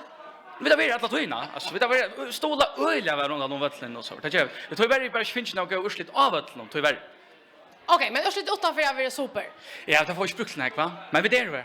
Okej. Bojan kan vi också. Då har jag det för helt tvacklas. Vi tar spalt här, jag vet inte hur snägg var, vi har slett inte hört. Enaste vi gör vid Västby Gundadal där klapsar där. Bam! Ja, nu är han ölig Evelyn. Hvis 60 har han hållningen till Disney kväll så tappar det helt säkert. Det är pura säkert. Chatta och säga. Så ända då som hade gått till Varsland och Strema. Ja, ja, det var öligt. Det var synd. Så då lukar hjärta vi och kan lukka väl. Ska inte vara så synd jag kan? Nej. Jag hoppas det kanske en så vinner 2 år så får det mål om tjäna. Boy, jag kan säga vet att kvitt rätt att gå som för att vinna 8 från Vattlen. Nej, så ska helt ärligt så vet att kvitt så vinner. Ta mig i Varsland. Tror jag och det är gott på. Jag tycker vi innan sen så helt andra isne, man vill bara se det. Hur ska man vinna 3-8 för Vattlen? Ja, jag spurgade 8 för Vattlen. Tror jag att ja, okej, men då säger jag andra vi har 1-0 till Boa. Så jag vet 1-1 där. Bam. Jag har alltid 42-0 var det här kom. 2-1 är det nu. Nej, det var klart för det där. Men vad ska då man bara gå och skåra, inte gå fotboll så kan det göra sen. Men vet, jag spelar inte vi som du säger och det är tar så in i Vattlen som är avgör det och det är inte vi utanför det. Men vi får ha det stått en tid. Vanande vill det avgörs när vi håller antal men vi inte så tar vi det som det är. Det kommer vara grått i potten att han. Bam, 2-2. 2 år. Jag ser inte på i blackat ut i botten 60 tapper igår. Jag snackar vatten nu, nej, jag får inte. Jag får hoppa på det nu. Jag är sikker på hon älter. Nej. Det gör inte. 3-2. Nej, helt ärligt. Alltså, kan är det väl något som är det? Hur ska man sämja som till alla lycka väl att det är två det bästa linjen. Det är det bästa till linjen som här var uppe på i finalen. Jo, jag pura in. Jag har alltid sagt att spela fantastisk fotboll. Jag har alltid ösnänes och spelar gammal fotboll. Minus tantist vi spelade mot Tickon här i Gundadal. Det var ganska taktiskt upplägg att få virra center. Ja, men det kickar sig. Ja, det gör det. Men jo, det är absolut det klart det bästa fällen i landet. Men stiat har han sagt inte tyvärr. Han prövar samt som man säger, men han glömde att tänka att det spalt jag snö ha till Moder och Hape. Så det är tvärdigt som det inte spalt väl Gundadal. Ja, men vi har ölla större respekt för Hape till Monren. Bam, kan vi 3-2? Kan vi? Var det för lågt till tog in på, ja? Att det är så bygta fjäsa. Så att det som man kör rättköring och äta burkar och den kommer till auna och så. Att det är inte vi här på 60 000. Hade vi också en Ronavik så är det ganska 4-2 till hand, men att det är inte vi här. Det gör det inte. Tjena. Nej, jag är på det samt. Det är veta burkar och dricka sunket så det är gott för sig man alltid, ja. Och ta styrker och nu till vid som är utanför Vattlen till att efter det så är uppställningen att döma så har det också bruk för att öllon stolar som de kommer på. Okej, alltså om man fotlar många burgare så är man ordentligt. Tar man vi. Nej, det var klart 2 i det, vi tar svalt. Det tar svalt. Ja. Annars klar. Pura klar. Jag ska ha det sista här på en tavera ett kampprov för att komma på vån. Jag inte be att du gör omvänt. Jag får ett för att jag ägna fälla. Och jag ska då lägga 4. Och inte råpa mikrofonen. Det så får folk här hemma helt i öronen. Men gör mig ett kampprov. Kampprov? Ja. Kvarna stått lätt. Här är det gott på 60 spel så flott. Hej! Sådan. Okej. Hade det som vi förra kvar kvalt och att du får inte så in med Anna och kvart. Jag ser också jobbat och upptäcker Ronavik är det lika som samla av allt folk i Ronavik och hitta upp och lära det kon så gemar också att John kom. Cooler och cooler. Ja. All right. Bäckta frän! Okej, jag var med från och chocka i historia men cooler är kvar. Nu I vespa flyger vidare. Tar liven. Så var det bara kanske så ända vet det bara ta hand om korren och inte korren gådest. Gådest. Jag gådest. Gådest. Och jag hoppas det är så just att man testar något som Jag kommer över. Ja, jag kommer över i potten. Tack för det var och gåandest och nu får vi alltså att ända sändningen rättla kött men det skulle inte snödas för mål någon som är skåra i 2016 och jag vet någon till finalen så. Detta är vävren till Lekman Steipe. Jersvel. Lost in this vast ocean of myself, but I guess it'll be alright. Yeah, I guess everything will be alright. Alright.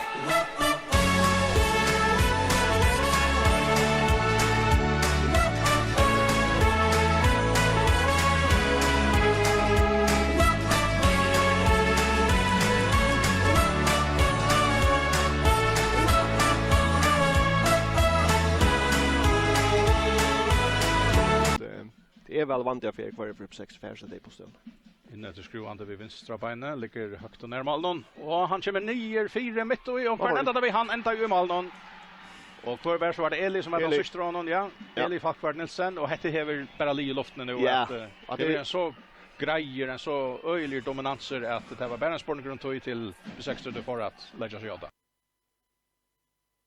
Så och hoppa på att få en öliga gåan och spännande fotbollstest. Första distron den förra halvfinalen ända i 1-1. Lyfter han en av fyra. Efter Heinhansen och tar väldigt Roalder lägger han ut till Bjartna. Bjartne ska få någon kontroll så kommer inlägg flatthetsvinnare. Stöker ut till Eli till Roald. Flatt ut för till Fernando Benjamin skjuter men Tabjarka och så är det besagt så skorar! Jag har alltid att det är Erlend Magnusson som skorar efter att bollen stack ut från till över Taite Jesson som bjärgar en rimmarskott från Benjamin Heinesen. Och det var som det hörst att Taite fick bara stort någon ut i fältet och bant i fötterna av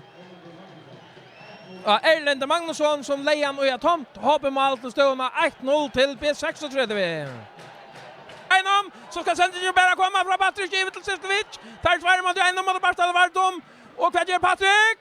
Han drar förbi och får bli målvärd och för en kort men jag har alltid inte att han dömer nog kort till Patrik och så är det rekord. Så måste det vara rekord. Han fick gott kort till Janne. Rätt kort till alltid var öliga harstdömt här. Reiner Adria förbi Taito Jesson. Bara långt fram Martin Temmeram men bara ut till Eli Falkvard och är ut till så fortsätter han räddningen av bant i kroppen med Heinhansen och för goalkort och beinleis rekord. Beinleis rekord till Eli Falkvard Nilsen.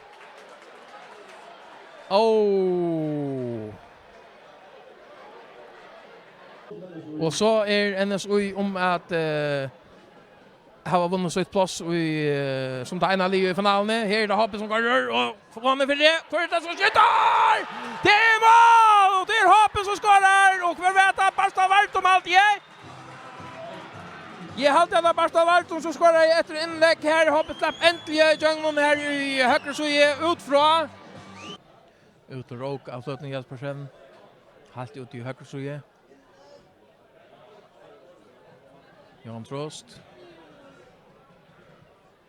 Martin. Heinhansen. Springer han om! Så släpper han från Jörman väglinje utfra! Och så skårar han! Barstad Vardom! Vi så in och sätta målet. Tack inte långt ut. Inte nog mer än halvannan minuter så skårar Barstad Vardom. Så sätta mål och tar sätta för HP och lägger 8-2. Det som har vært tungt, det har vært en tingre. Kjøpe 36. Der brukte akkurat det som der skulle gjøre. Massa av plåse. Her er jo tvær leikar. Så litt av det ballen langt inn i feltet. Og her er frispark. Sjølvom Brosta er matchen. Frispark til B36. Avstanden är så stort. Vi känns ska nå att under tvärtoncherna. Jag Roald och skjuter. Och skårar! Han sätter den så in där. Roald och Jakobsen som han gör så många värna vid. Hamrar han ut och så in där. Till stövna 2-2. Och så är det åter. B36 som är 8.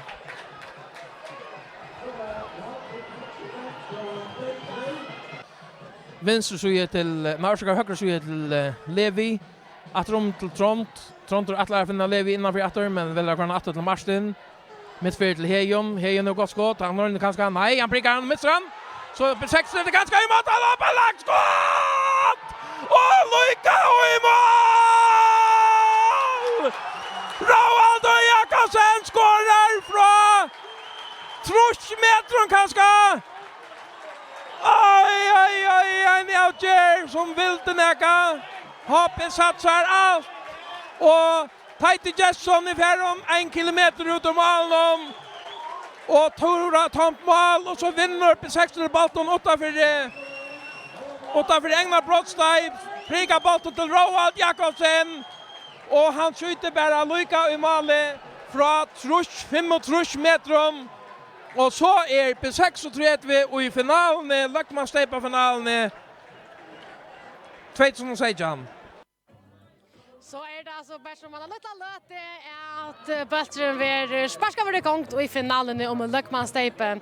Vi tävlar nog nästan sent och igår trutcha timmar B6 varspel till hämta fantastiska dagen. Läge gott som du såg att han filmar här så färd alla B6 var det nu att gänga om man till distan. Vi var skärra mansterskaste så lär säga att man ser man som en fjöld och en stor eind kan stanna samman om den här dagen och visa till hur man väljer B6 var det hända dagen så är man kan stola och mannen till ett stora brätch mot NSU. Så vi har att för så är det Vitagra som synja och jag vill gärna se bara prova synja vi. Hette vi nummer 1. Vi älskar tickon överallt och dit heva och Lars och vi älskar tickon Lars överallt. Sådan. Vi får att ända här vi som går ton och det dela hur någon och folk är färna att stäv kunde lucka ha några minuter fyllchande vi här på in mitten manna mikfna som för att göra sig klara att ropa ut där kvite svarst i kväll som sjön att för att komma att vi någon god stepe tack leva dock och sjön till men om man säkert händer vet någon så får vi alla vara klar utanför och minnas att ända fantastiska dagen som då står upp i 60-familjen som vi är. Så vi får att ända här och tacka för B6 varsmån och vid Sucha-steina är för och tusen tack för det och det. Köra B6.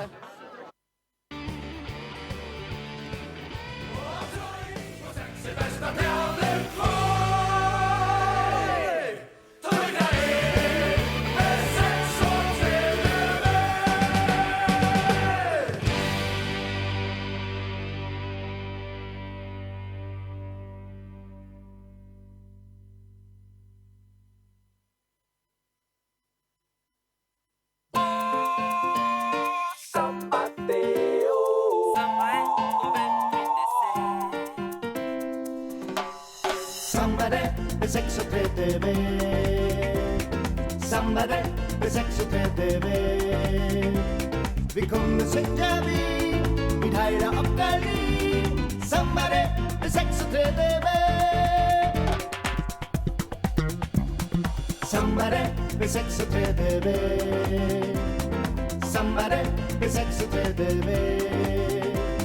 vi kommer synja vid hejra och gari. Samlade med 36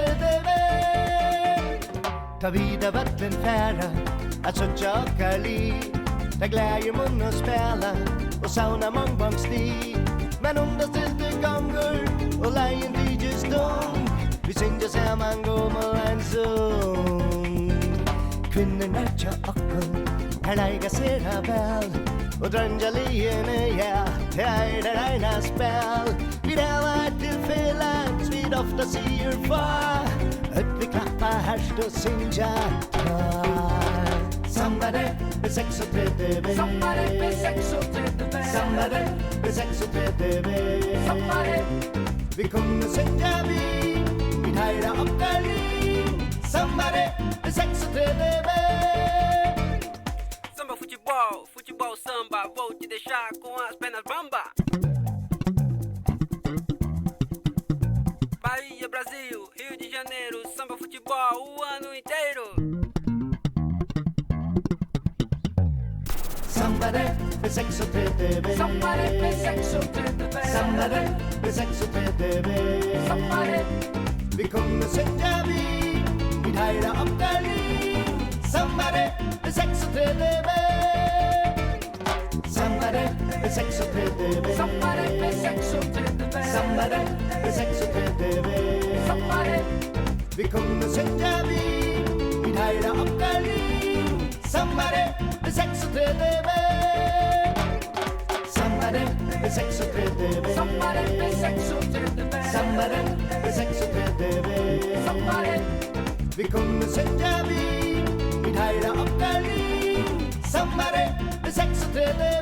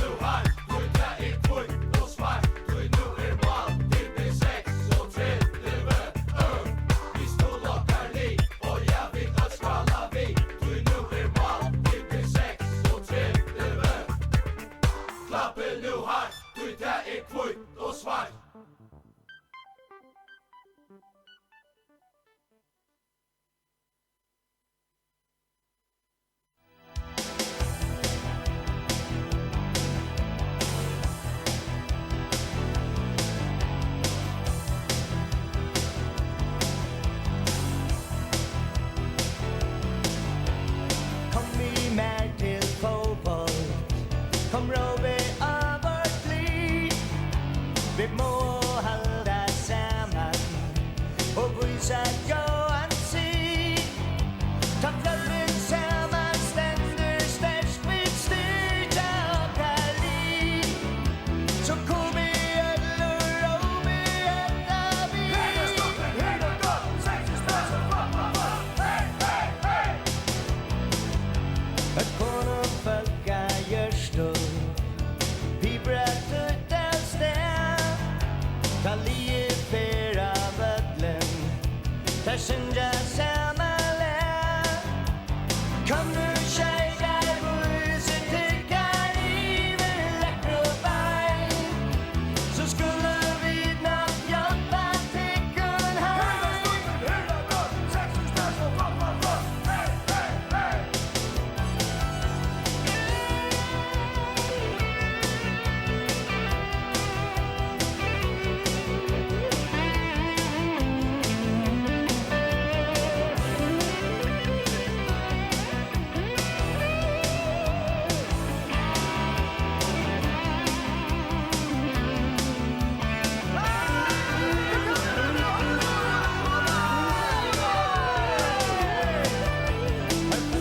Fjällmän råpa, ta sparska i mar.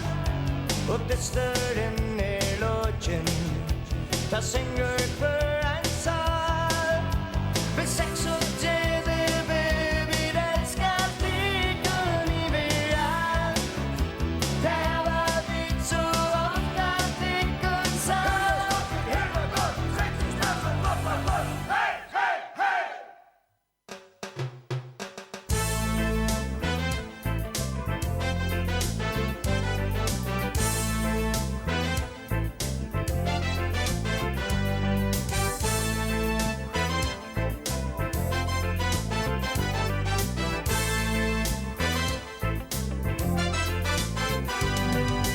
Køyre oppe 36. Køyre oppe 36. Fyra svartar brunar hava vi. Ongen kjennes vi ein annan liv.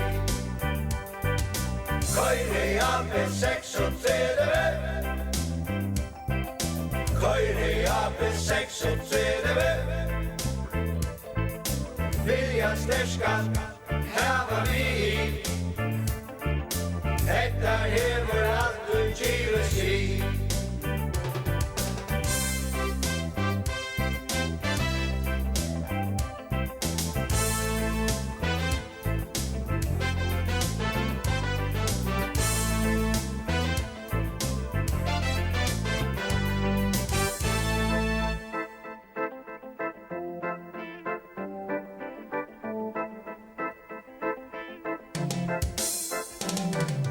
Køyre oppe 36. Køyre oppe 36. Av vötlen nu du skal vysa til. Som liv og ikke vika ser. Køyre oppe 36. Køyre oppe 36. Saman hald og stuttleggje fram ber. Renna vödlen allan som han Køyre oppe 36.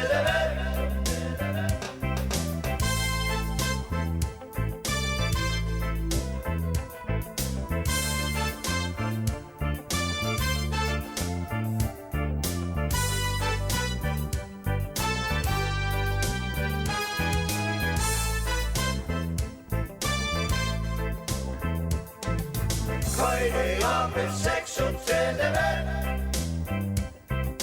Køyre oppe 36. Renna skal voi og vei. Leikur mennes vi at større fer. Køyre oppe 36. Køyre oppe 36. Leikast du det heima stod gjer. Floksmenn råpa vinne kvarja fyr Køyre av med 36 Køyre av med 36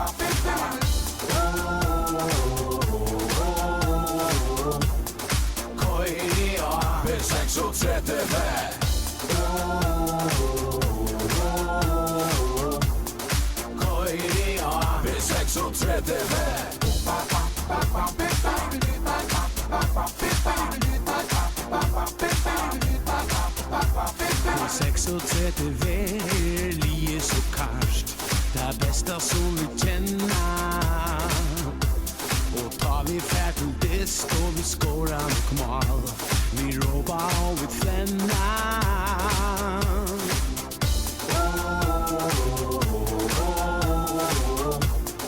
Koiria Med 36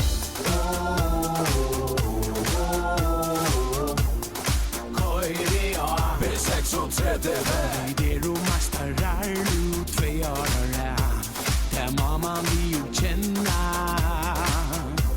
Och nästa år vi köra steg i hus Och inte må vi bränna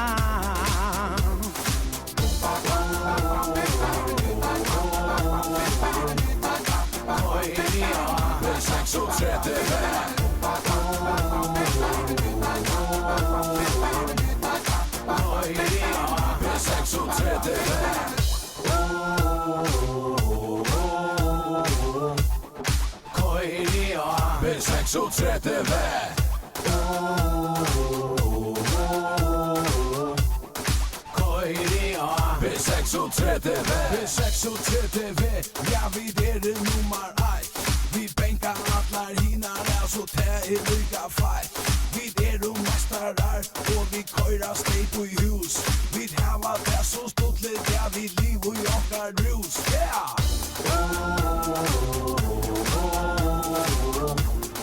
Koiria med 36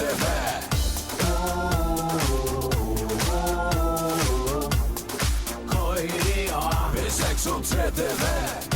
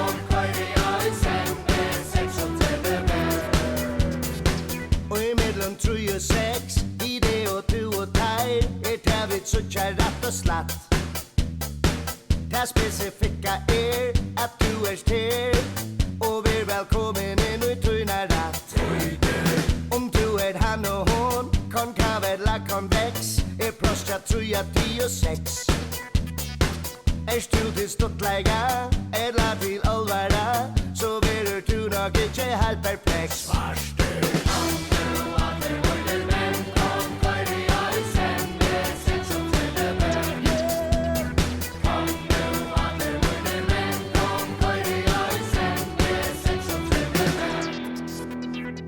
Om du vippare eller gå strippare så du vi to 3 til 6. Vi luksa positivt, du kan säga kvar du vill och när vi bränner skuda unga ex. Shaka laga laga la, ödlopa ta, betruja 10 och 6 så flott. Att felax ända mål, i liv och sal, jag här är stottlet och är så gott.